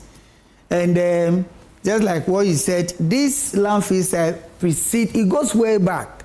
So let me put it this way, since 1996, the landfill site up to today has been under the management of TMA, but it falls within Katamanso municipality. Yes, in 2012 when we were carved up, we made a case that since the thing lies within our municipality, it should be given to us to manage it. Yes, but that did not materialize, and as we speak currently, it's still being managed by TMA. It is one thing that we are still talking about. We've been in collaboration with them to manage the health implications. So as and when we see that the operations there is where it is going to has health implications, economic implications, occupational implications, we quickly draw the attention to it. So for now, that is just what, as Katamoso Municipal Assembly, that is just the collaboration we are doing with them. Hearing that when the Aboboyas dump, they pay so much, has come to me as a wake-up call. So if all these revenues comes in there, is it coming to the proper coffers, or who is taking it? And this has been a wake-up call for me to quickly delve into it just after this program. Go back, sit with TMA again, find out where all these are going and what and how are they making good use of the funds that are coming. But just like what I said, the motor kings, the Aboboya have come to compensate the effort of moving refuse, garbage within the cities to the landfill site. But irrespective of how bad that place is, it doesn't warrant that they should be dumping indiscriminately. The last time we visited Adipa, we have more than 200 motor king in queue. We have more than 5 skip trucks in queue. We also have some drip machines. The tipper trucks. Okay. Yes. Also cutting the refuse from the cities and bringing them to the landfill site. What we are saying is they should just take their time, just join the queue and grab it. You see, usually we don't see these things until it starts raining. Right. Because this one is not a properly engineered landfill site. Okay, assessing it when it rains becomes challenge. So what they've been doing, ones that I've seen, before the rains, they will go in there, put more laterite on the road to make it a bit more trouble. But as you know, look at the height of it. When it started raining, the garbage all comes down and then it occupies the road. And that is just what we see, that the road is becoming very uncomfortable to drive on. Yes, I beg all of them. Although there's a challenge you have to pack, they should do as well, at least to reach either the transfer station or the landfill site. Yes, these 2 days with the presidential directives, almost all the landfill sites and then the transfer stations were open for free. And we've been able to clear almost all the rubbish along the street until these 3 that we saw at the terminal end of the motorway toll booth just happened. But irrespective of what they have to pay, irrespective of how bad the road to the landfill site is, it's a no dumping indiscriminately, especially along the highway. It doesn't speak well of us as Ghanaians. Yes. We'll delve more into that, but let's go to Tema Community 25. Carlos visited that area as well. When you go there, you see that in front of everyone's house, as you can see on your screen, they have heaps of rubbish parked in front of their houses, waiting for the refuse collectors to come and collect them. You can see that they are filled to capacity, and it's not 1, it's not 2, it's in front of almost every house, as you can see it for yourself there. And that brings to bear the immense challenge with the dumping sites in that area. When you're looking at these videos, as you can see on your screen, what does it tell you? You see them? So with respect to the said area mentioned, so they have a contract with a private waste collecting company. Is this in Lion?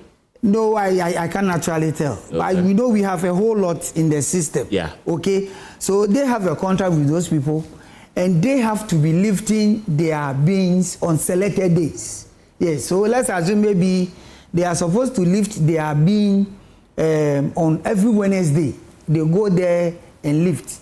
And these are individual agreements with the waste collection companies. You get it? So maybe they lift it at a fee that they will count for it at the end of the month.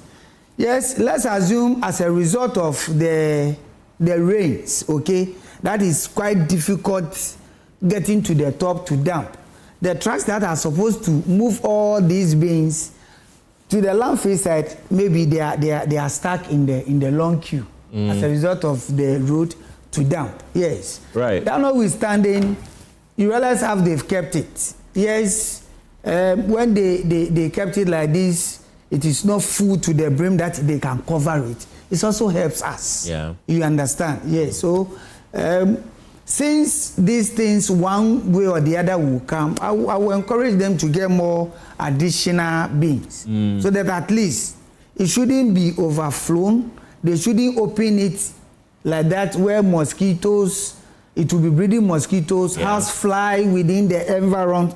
Other than that, we'll be calling for a disaster. But like I said, that is a planned settlement. Yeah. So they have a contract with these waste collecting companies. They do indeed, but the worry is that even those who are supposed to collect it, they have nowhere to dump it.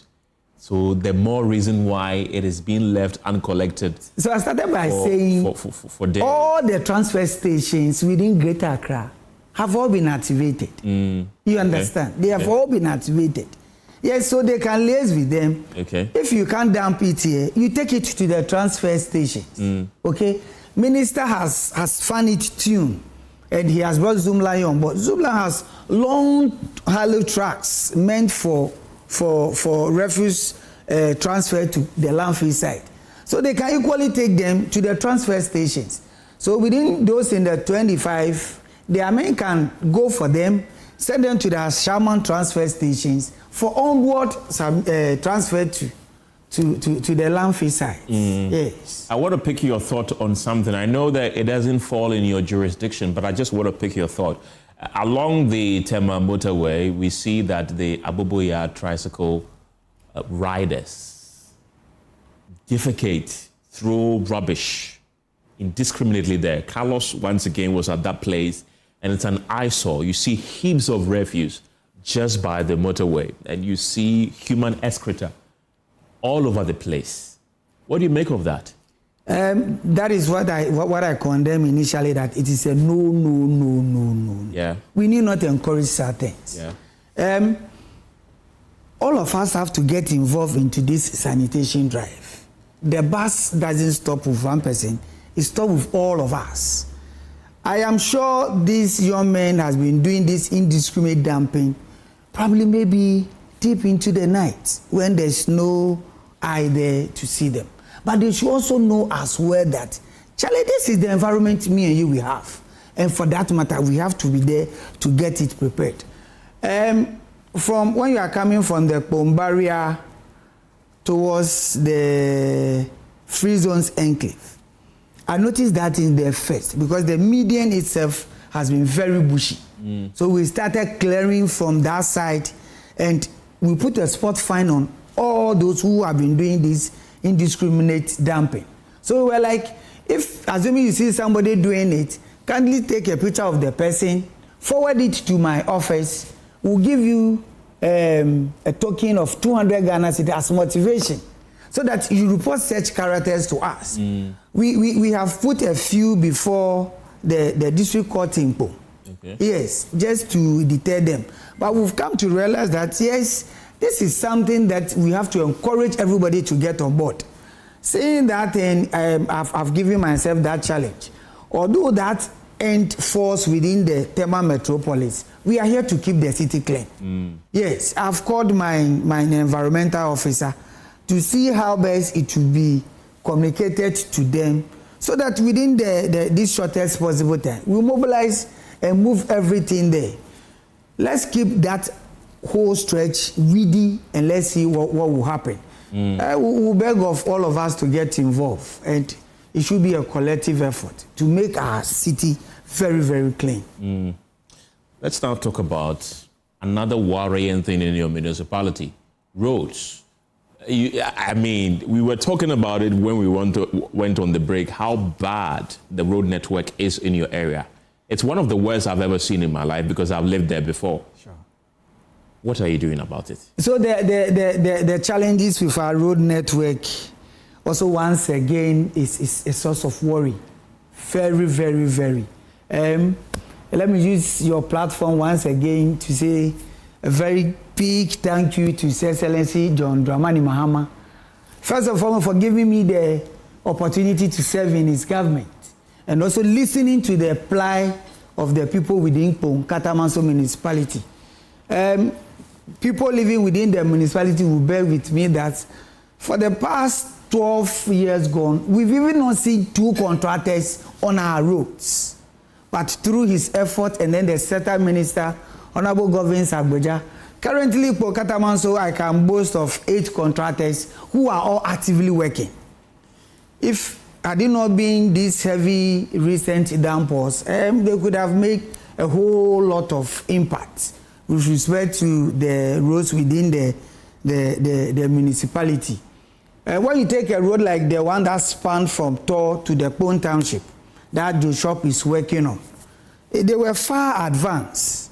Yes, but we realized that behind them from Gual to Vaku roundabout has also deteriorated fast within this shortest possible time. So they went back there, they started with the earthworks, so that at least from Vaku roundabout to the Pomoen Bridge, we can boast of a first-class road.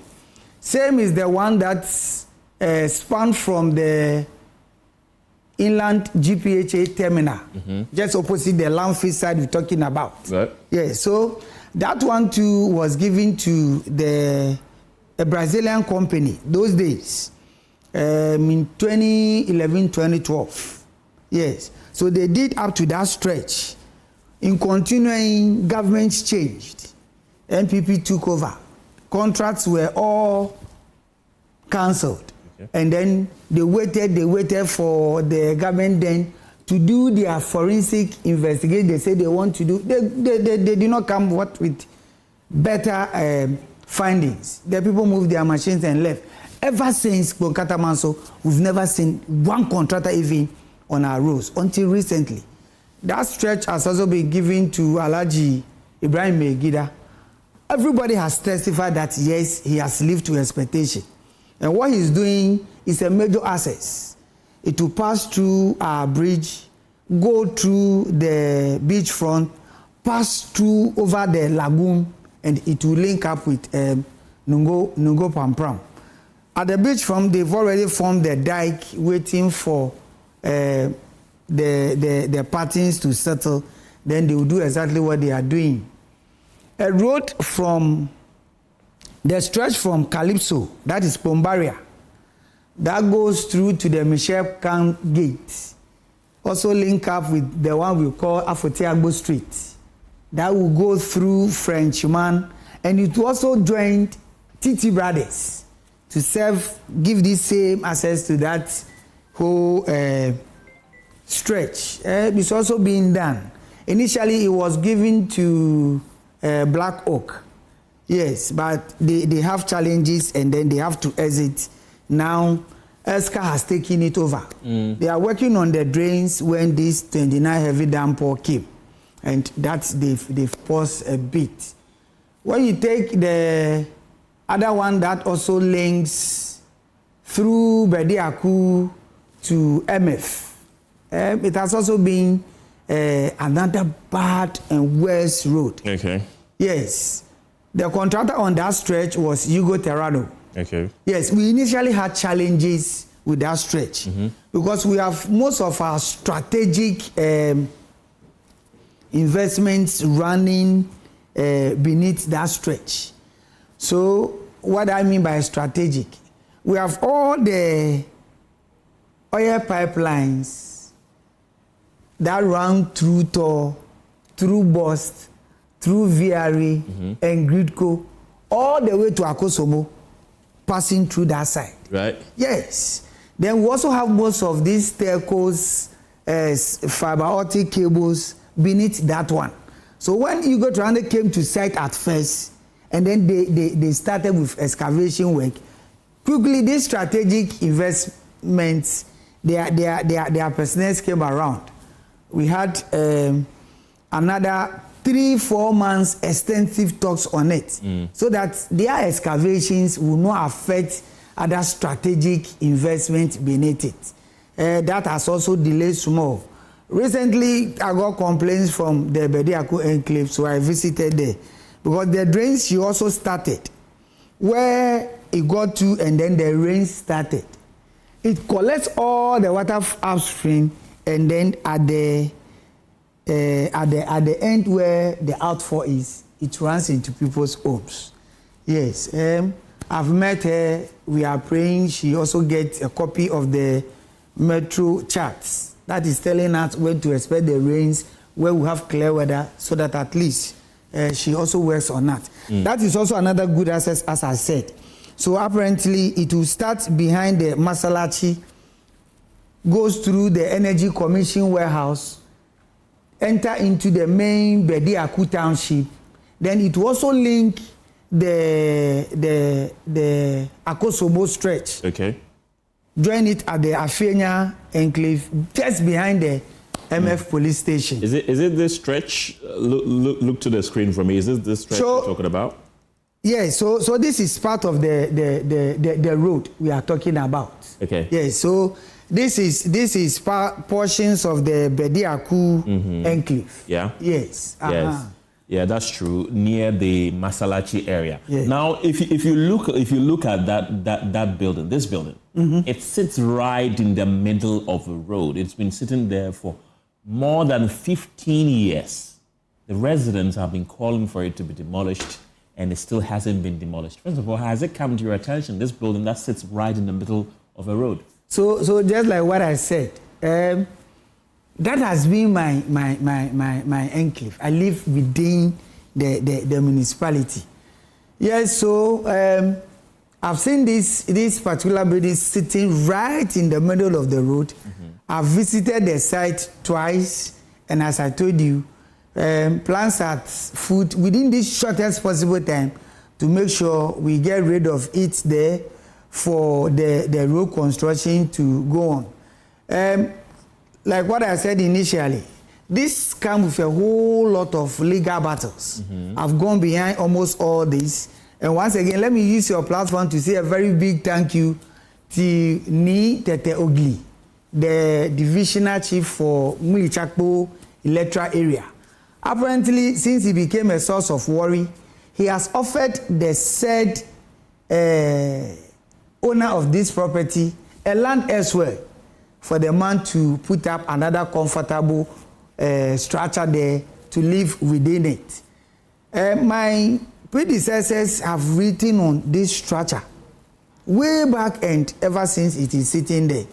That has drawn my attention to make sure I go through all the needed legal processes to get it and pull it. So until that legal hurdle is crossed, you cannot do anything about it. So where we are now, we are not far from getting to the end of it. Because the people are very agitated. They are up in arms. So when you look at it is even obstructing traffic, So assuming there should be an emergency around that area, it will make it very uncomfortable getting to the end of it. Can you give an assurance to the people there as to when this building will finally be demolished to clear the way? Yes, within the shortest possible time, this project is going to come. When? Giving specific timeline. Next month? Giving specific timeline wouldn't be that appropriate. Yes, I have to do this thing with all the security intentions that it comes with. Yes. Okay. I'm giving it the needed assurance that within this shortest possible time, we are moving this structure sitting right in the middle of the road, and all other properties that the assembly has marked, that they are all sitting on the corridors of the road. Please get prepared within this shortest possible time. It will be moved out of the place. Let's look at the road from the VRA to the Sakibediako to Becheli. That's a very bad road. You have even testified to that. Has it been awarded to a contractor? So that was the road I spoke about. That Hugo Terrano is working on it. Okay. The road from the Michel Camp Gate through Becheli is about 19 kilometers. Yes. Serious effort has been done on that one as well. So, you know, all of us are trying to get our fair share of the national cake. Yes, so all these contractors that have come to my end, we are still fighting and adding more to it. We package the Becheli roads, we send it to urban roads. My MP, Honorable Joseph Akwetete, also went there to talk about it. A contractor has been found who also worked on that stretch, right from the Michel Camp Gate through the entire Becheli enclave. Yes, and it's within the preparatory stage. So in no time, with the MP's effort complementing that of the assembly, the Becheli enclave will also be captured. Either two MPs were awarded, they were earmarked to be given 10-kilometer stretch of road every year. Yeah, so MP initially gave that 10-kilometer to Washington. Okay. Yeah, through to Atadeka. Yes, that one have all been factored to the Becheli enclave. Becheli in no time will be the eye of the municipality. Will it? Yes, because we are putting up a very huge health facility there. Becheli houses all our circuit courts, and in no time the president is also breaking ground there for the 24-hour market. You understand? So with a government flagship program like this, the road network making all the assets is a priority. It's a beautiful pledge and a beautiful promise. But usually when we hear politicians give us these promises and these pledges, they never come to fruition. So this will not be just a promise. Where's the assurance? Yes, the assurance is there. This is a presidential flagship program. We've seen pledges and presidential flagship programs come and go, and nothing happens. This is a different. This one is coming with a whole lot of difference. Okay. And that is a promise. We will hold you to account if it doesn't happen. I am with my people, and that is where I am, and that is basically the assurance. You've pledged to your people that Becheli is going to become the flashpoint of that area, because you are breaking grounds for a lot of multi-million Ghana cedi projects that is going to beautify the place and make it a very good place to live. So we are going to hold you to account. Exactly. What are the timelines? When soon should we expect the health facility to start, the 24-hour economy market to start? When soon should we expect the road contracts to, the contractors to come on site to continuously work to ensure that the place becomes what you say it will become? So like what I said, the road for the Gbechile enclave is within the packaging process. So packaging is, so surveyors will come, make sure if we are saying it is 19 kilometers, it is 19 kilometers. The surveyors will pick their samples, go in there and find out if all that they have assessed is feasible within a certain time frame. And most of the roads that are currently ongoing are within 24 months. That is 2 years. Okay. Yes. So until the full package will be done and contract will be awarded to the said contractor, me telling you that it will take a year now or 18 months or the 24 months, I might not be giving the factual fact of it.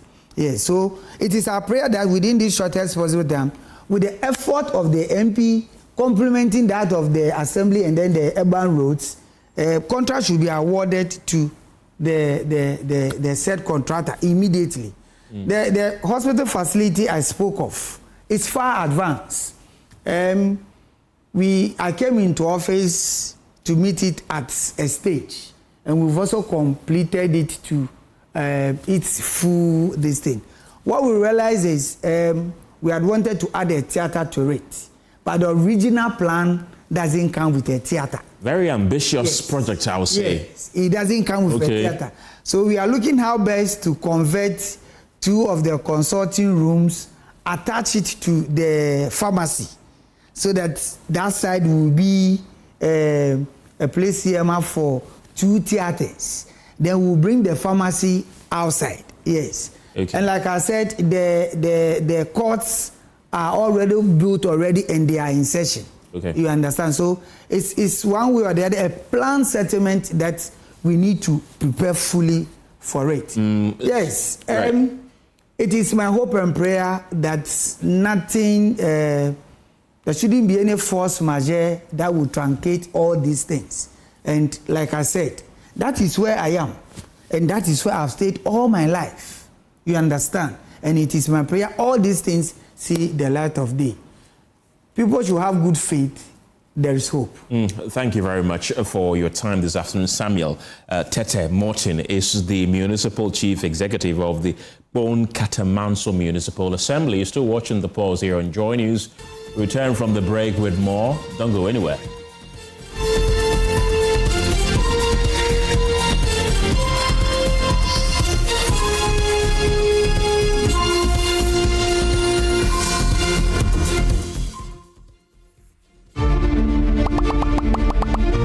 In a world where truth is contested, platforms are powerful, and democracy is under pressure, what shapes the story? The University of Media, Arts and Communication, through its School of Journalism and Media Studies, invites you to the State of Journalism, Media and Communication Conference 2026. Theme: Navigating the Future, Journalism, Media and Communication in a Dynamic World. Join global thought leaders, including the Vice-Chancellor of UNIMAC, Professor Eric Opoku-Mensah, Rector, Professor Christiana Hammond, and Professor H.A. Sikankun, Dean of the School of Journalism and Media Studies, Professor Gregory Gonwi, Associate Professor at California State University, Juliet Amwa, Country Director, Emerging Public Leaders, Ghana, Kunle Adebajo, Investigations Editor, Professor Abena Enimwa Bain,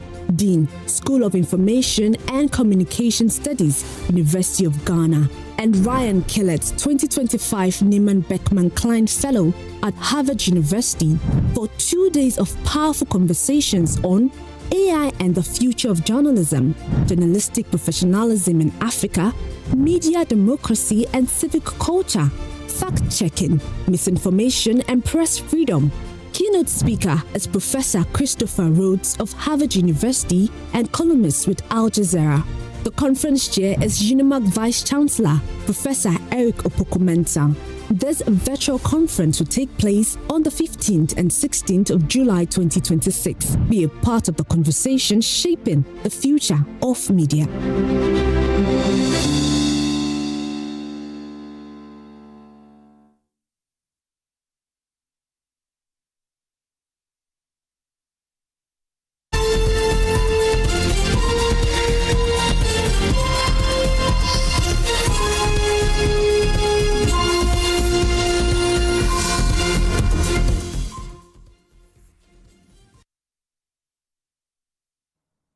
Welcome back. All is set for the maiden edition of the State of Journalism, Media and Communication Conference 2026, organized by the University of Media, Arts and Communication, UNIMAC. The conference, which comes off tomorrow, will bring together some of Africa's leading journalists, media scholars and communication experts to examine the future of journalism at a time of rapid technological change, misinformation and shifting audience behavior. The event will also feature high-level panel discussions involving some of the biggest voices in journalism, media, and communication from across the continent. And joining me via Zoom with more on what to expect is the Dean of the School of Journalism and Media Studies at UNIMAC, Professor Eche Sikanku. Professor Sikanku, welcome to the program. So the conference is scheduled for tomorrow. Tell us, what is it all about?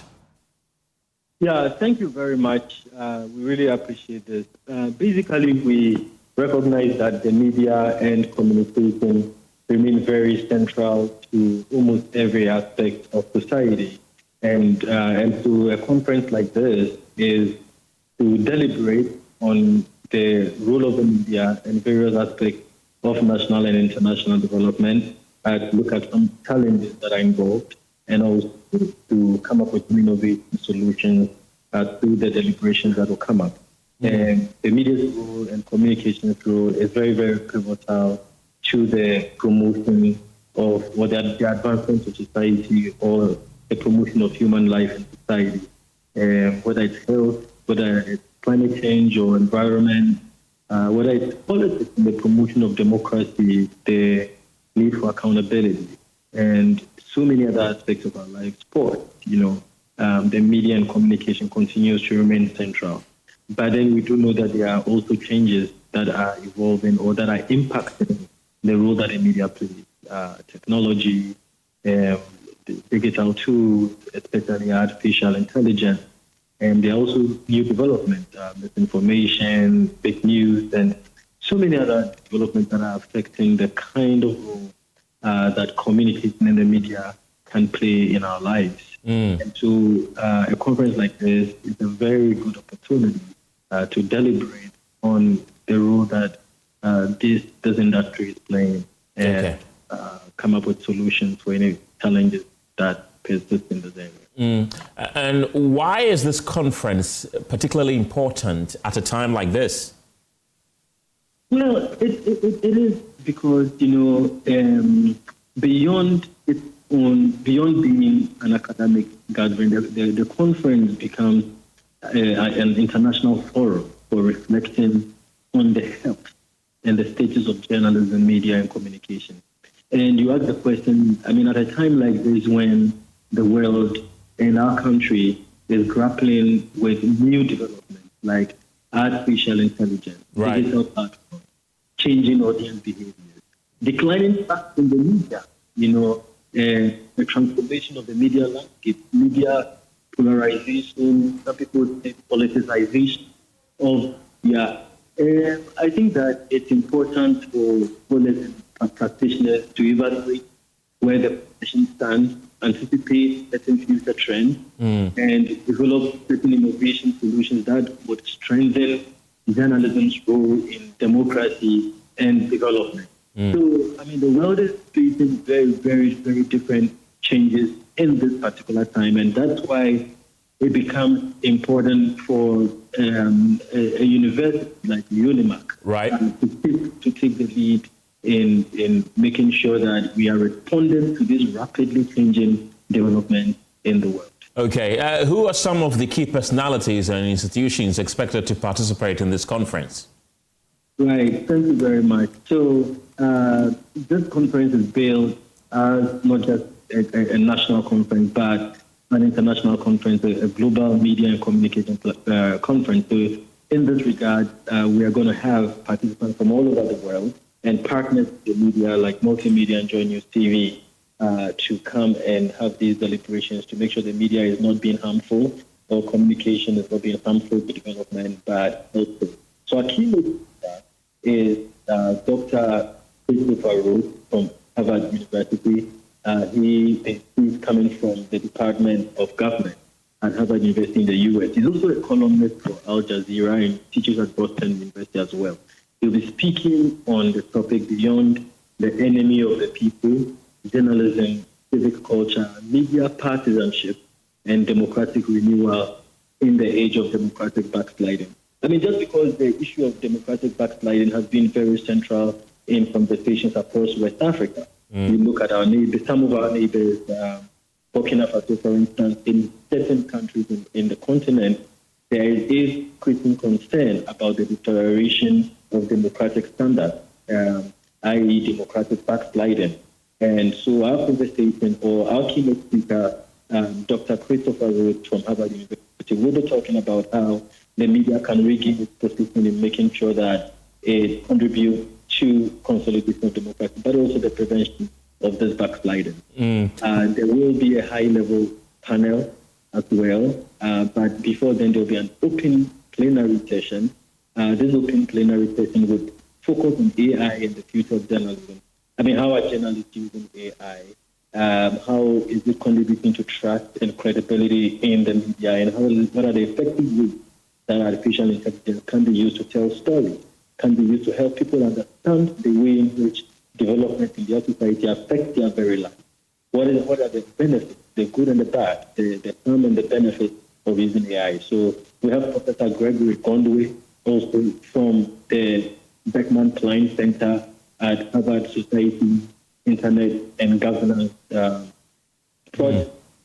So he's a faculty associate at Harvard University's Beckman Klein Center for Internet Science. And then we also have security preparer for multimedia. We have Ms. Juliet Amoa, Country Director for Emerging Public Leaders in Africa.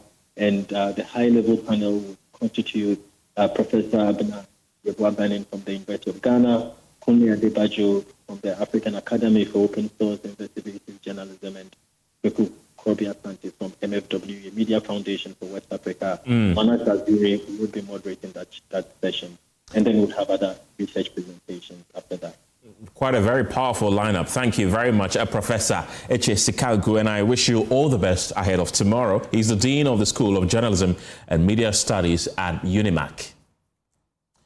Away from that, the posting of a new head teacher at Binchiteranga MA Basic School in the Nanumba North Municipality sparked a new partnership between the school and the community. Together, they repaired classrooms, restored water, and improved the learning environment. The transformation has resulted in an increased enrollment by nearly 33% in 2 years. Emmanuel Jivenu has more in the 6th episode of Crumbling Start Season 2.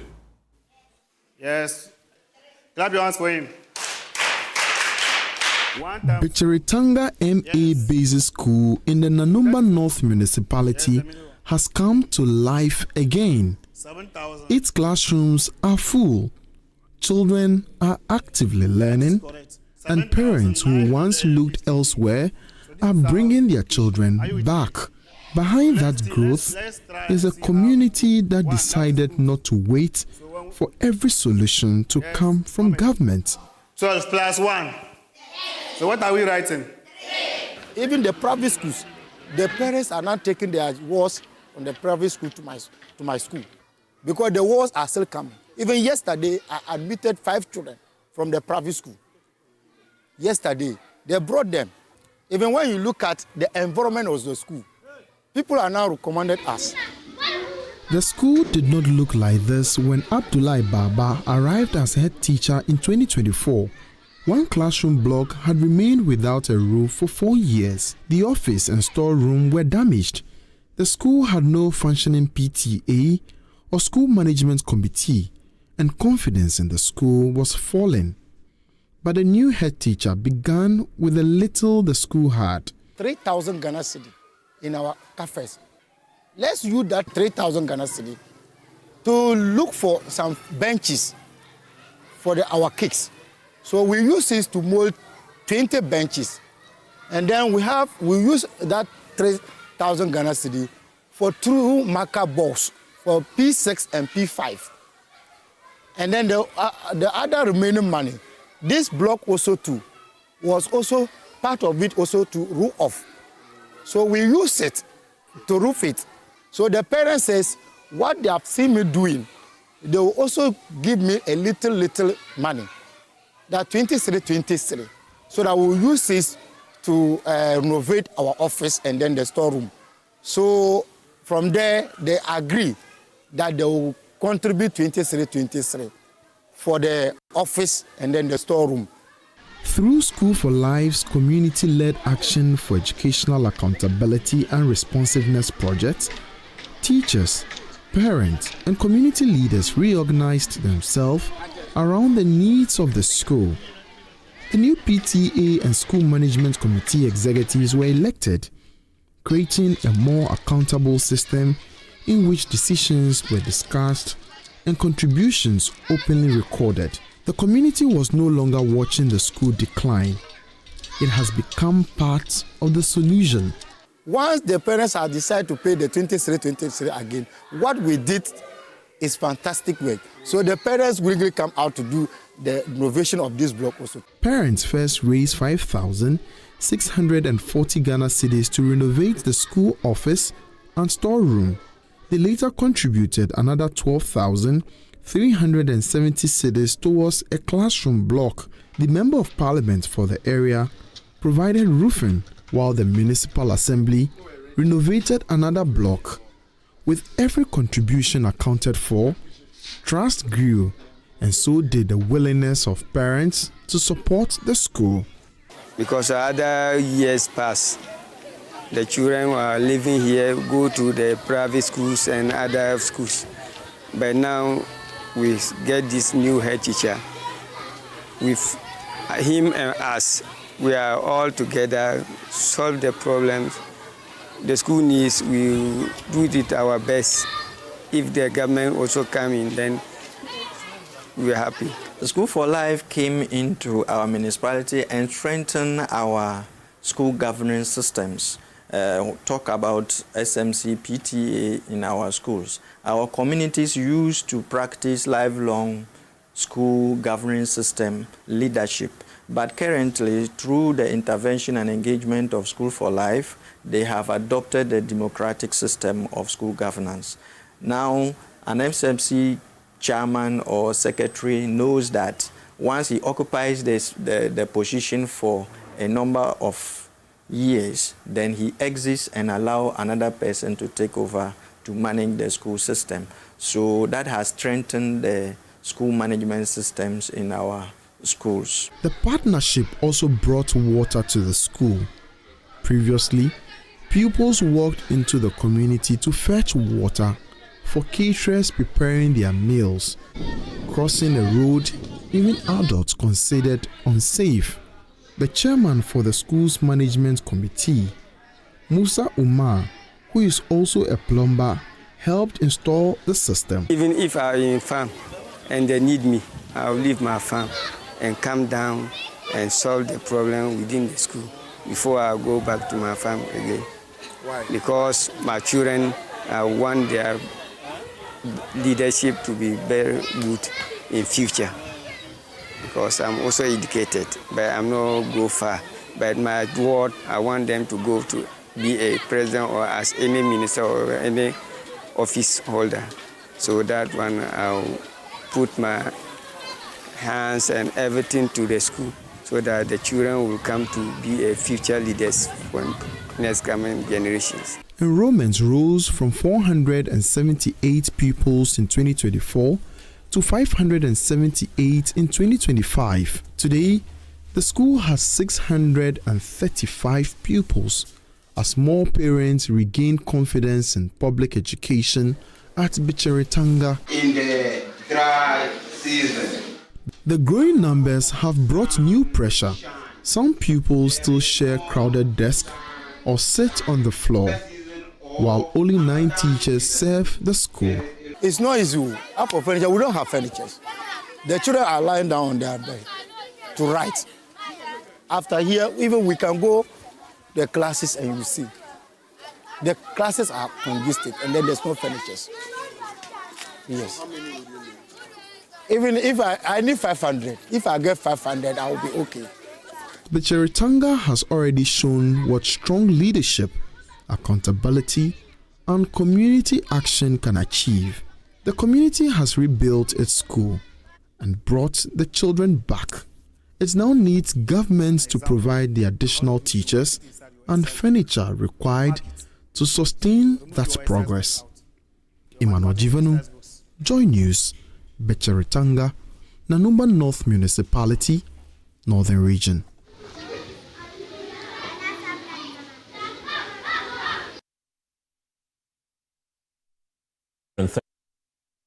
Diseases linked to air pollution. Here in Ghana, an estimated 32,000 lives are lost every year, yet clean air remains one of the least funded public health priorities. That is expected to take center stage today as delegates from more than 40 countries gather in Pretoria, South Africa for the Africa Clean Air Forum under the theme Investment Case for Clean Air and Healthy Cities. The forum will bring together policymakers, scientists, industry, civil society, and the media to chart a path towards cleaner air across the continent. Clean Air Beat journalist Michael Ashale is in Pretoria and is joining me live with what to expect. Michael, why is this forum important, especially for the continent? Well, Kenneth, for starters, this is the biggest gathering of people, to put it simply, that care about air pollution on the African continent. So this is the greatest gathering of those individuals. And at this forum, what we'll be doing will be consolidating the research and the facts and the reality on the African continent. And this year, the focus is largely on getting investment to solve the problem that we are all talking about. We are talking about 1.2 million Africans that are dying every year. And that should not be the case. And this is more than people who are dying from HIV and other diseases. But clearly, the focus has never been on the problem, the air that we are breathing, and that is the polluted air. So this forum really is to consolidate the gains and the progress, and also to see where next we can go as a continent. And the theme for this year is Investment Case for Clean Air and Healthy Cities. What exactly will delegates be discussing? So, money really is at the heart of all of these conversations. That's really this year's forum is going to highlight more especially.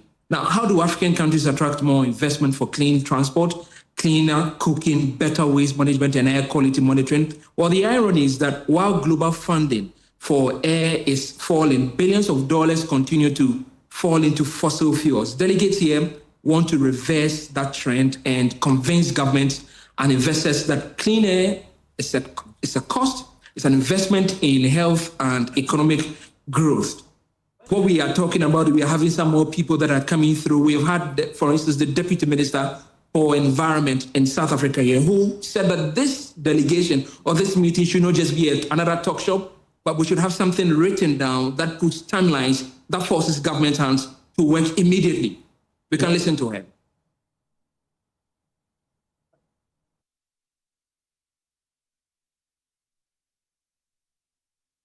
We will definitely bring that sound of the Deputy Environment Minister of South Africa later. But thank you very much, Michael Ashale there, bringing us that update from Pretoria, South Africa. It's a gathering of minds to see how best we can tackle the deteriorating air quality on the continent of Africa. And this story was a collaboration with New Narratives. Funding was provided by the Clean Air Fund, which had no say in the story's content.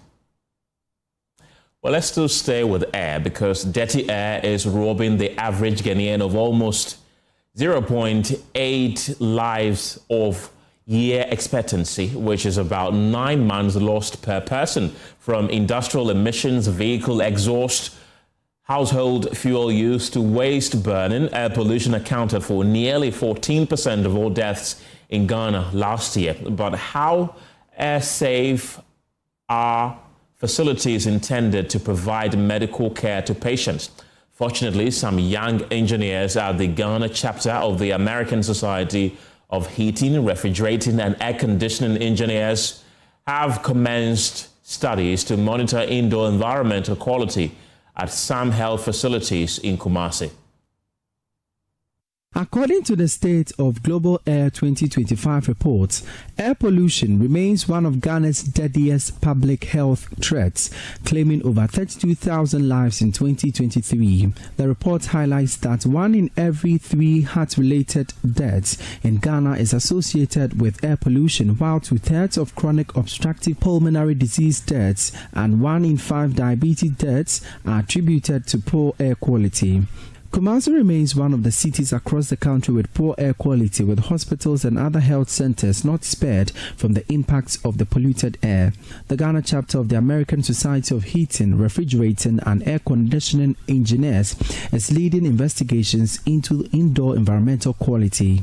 With its project site at the Ayeduase Health Center in Oforikro Municipality, the studies led by the young engineers in Ashray will monitor carbon dioxide, particulate matter, humidity and mold risk indicators over a 6-month period to establish baseline data on indoor air quality in Ghana's healthcare facilities. Rachel Naki Oko-Mate is the project lead and mechanical engineer. We realized that when we checked the measurements on the kind of particles that are in the air and everything, we realized that we'll have to fix an air purifier that can filter out the dust and also kill any germs or bacteria that may not be helpful for occupants, that's the healthcare workers and any visitors or patients that come around. So for now, we are taking data on the carbon dioxide concentrations, particulate matter concentrations, and any other things like mold index and all.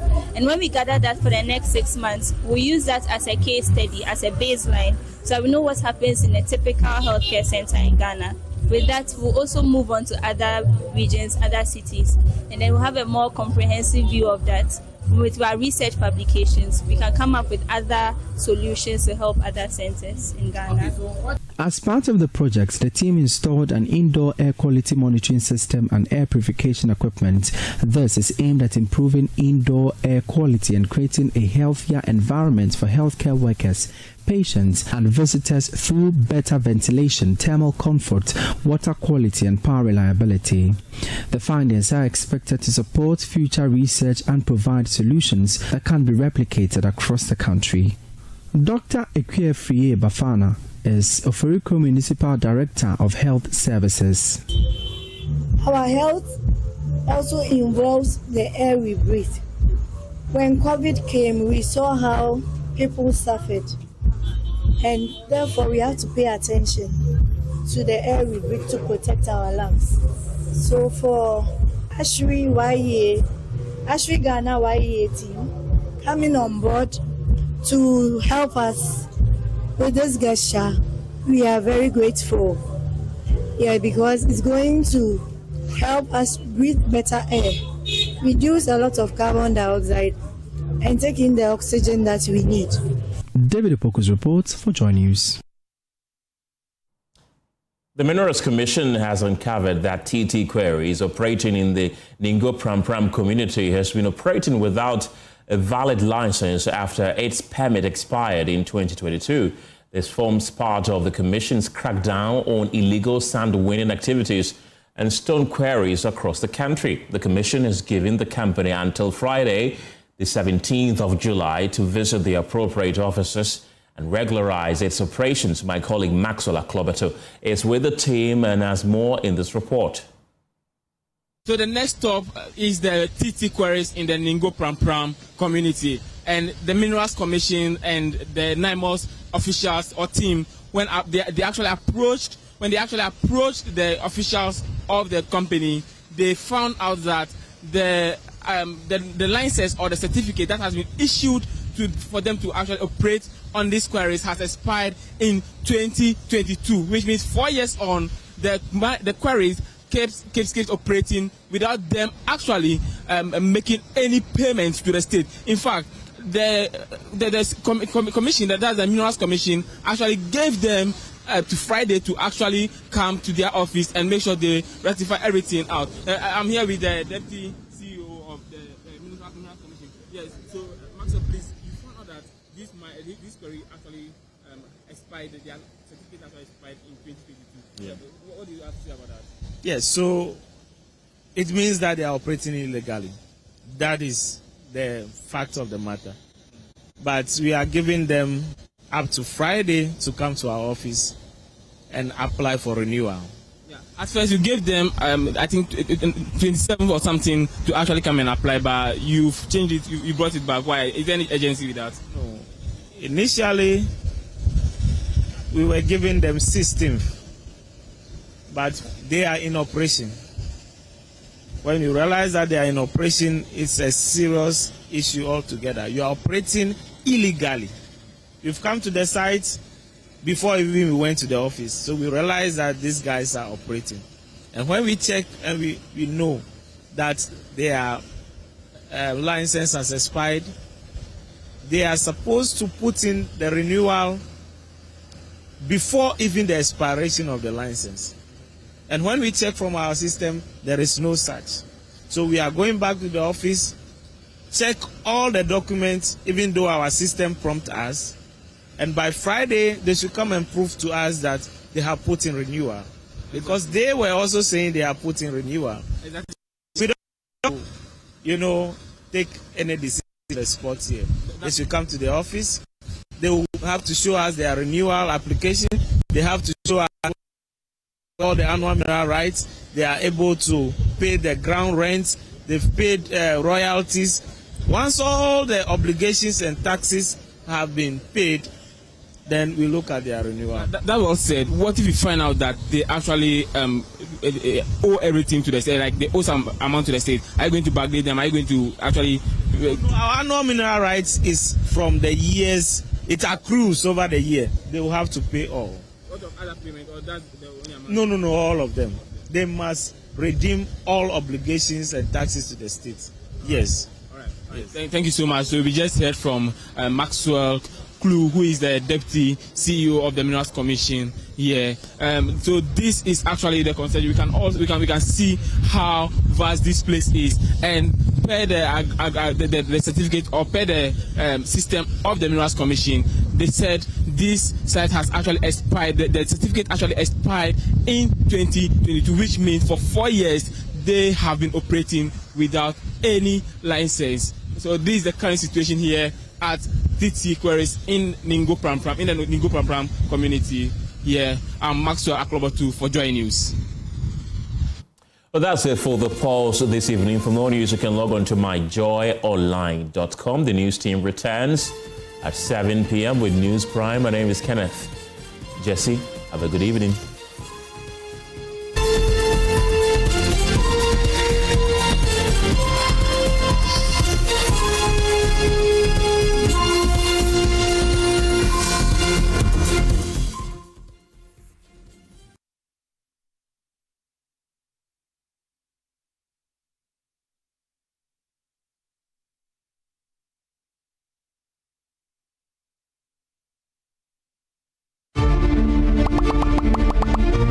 In a world where truth is contested, platforms are powerful, and democracy is under pressure, what shapes the story? The University of Media, Arts and Communication, through its School of Journalism and Media Studies, invites you to the State of Journalism, Media and Communication Conference 2026. Theme: Navigating the Future, Journalism, Media and Communication in a Dynamic World. Join global thought leaders, including the Vice-Chancellor of UNIMAC, Professor Eric Opoku-Mensah, Rector Professor Christiana Hammond, and Professor H.A. Sikankun, Dean of the School of Journalism and Media Studies, Professor Gregory Gonwi, Associate Professor at California State University, Juliet Amwa, Country Director, Emerging Public Leaders, Ghana.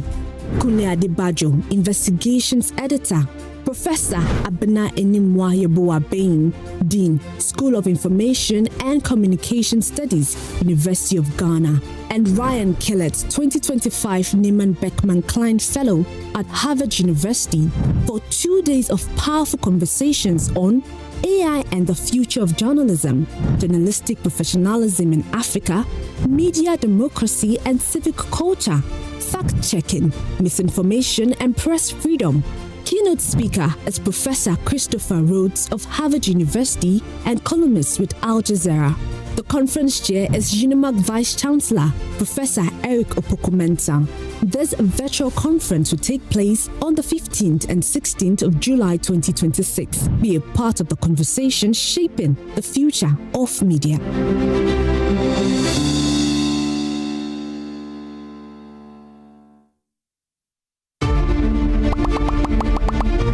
In a world where truth is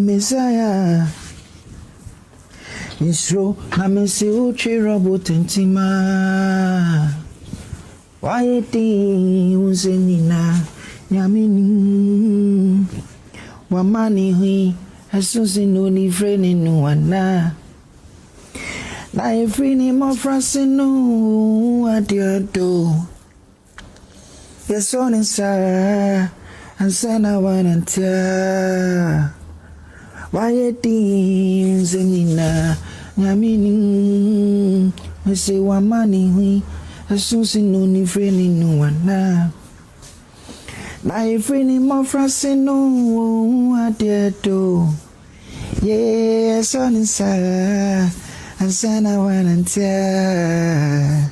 Na wayeti unzenina nyamini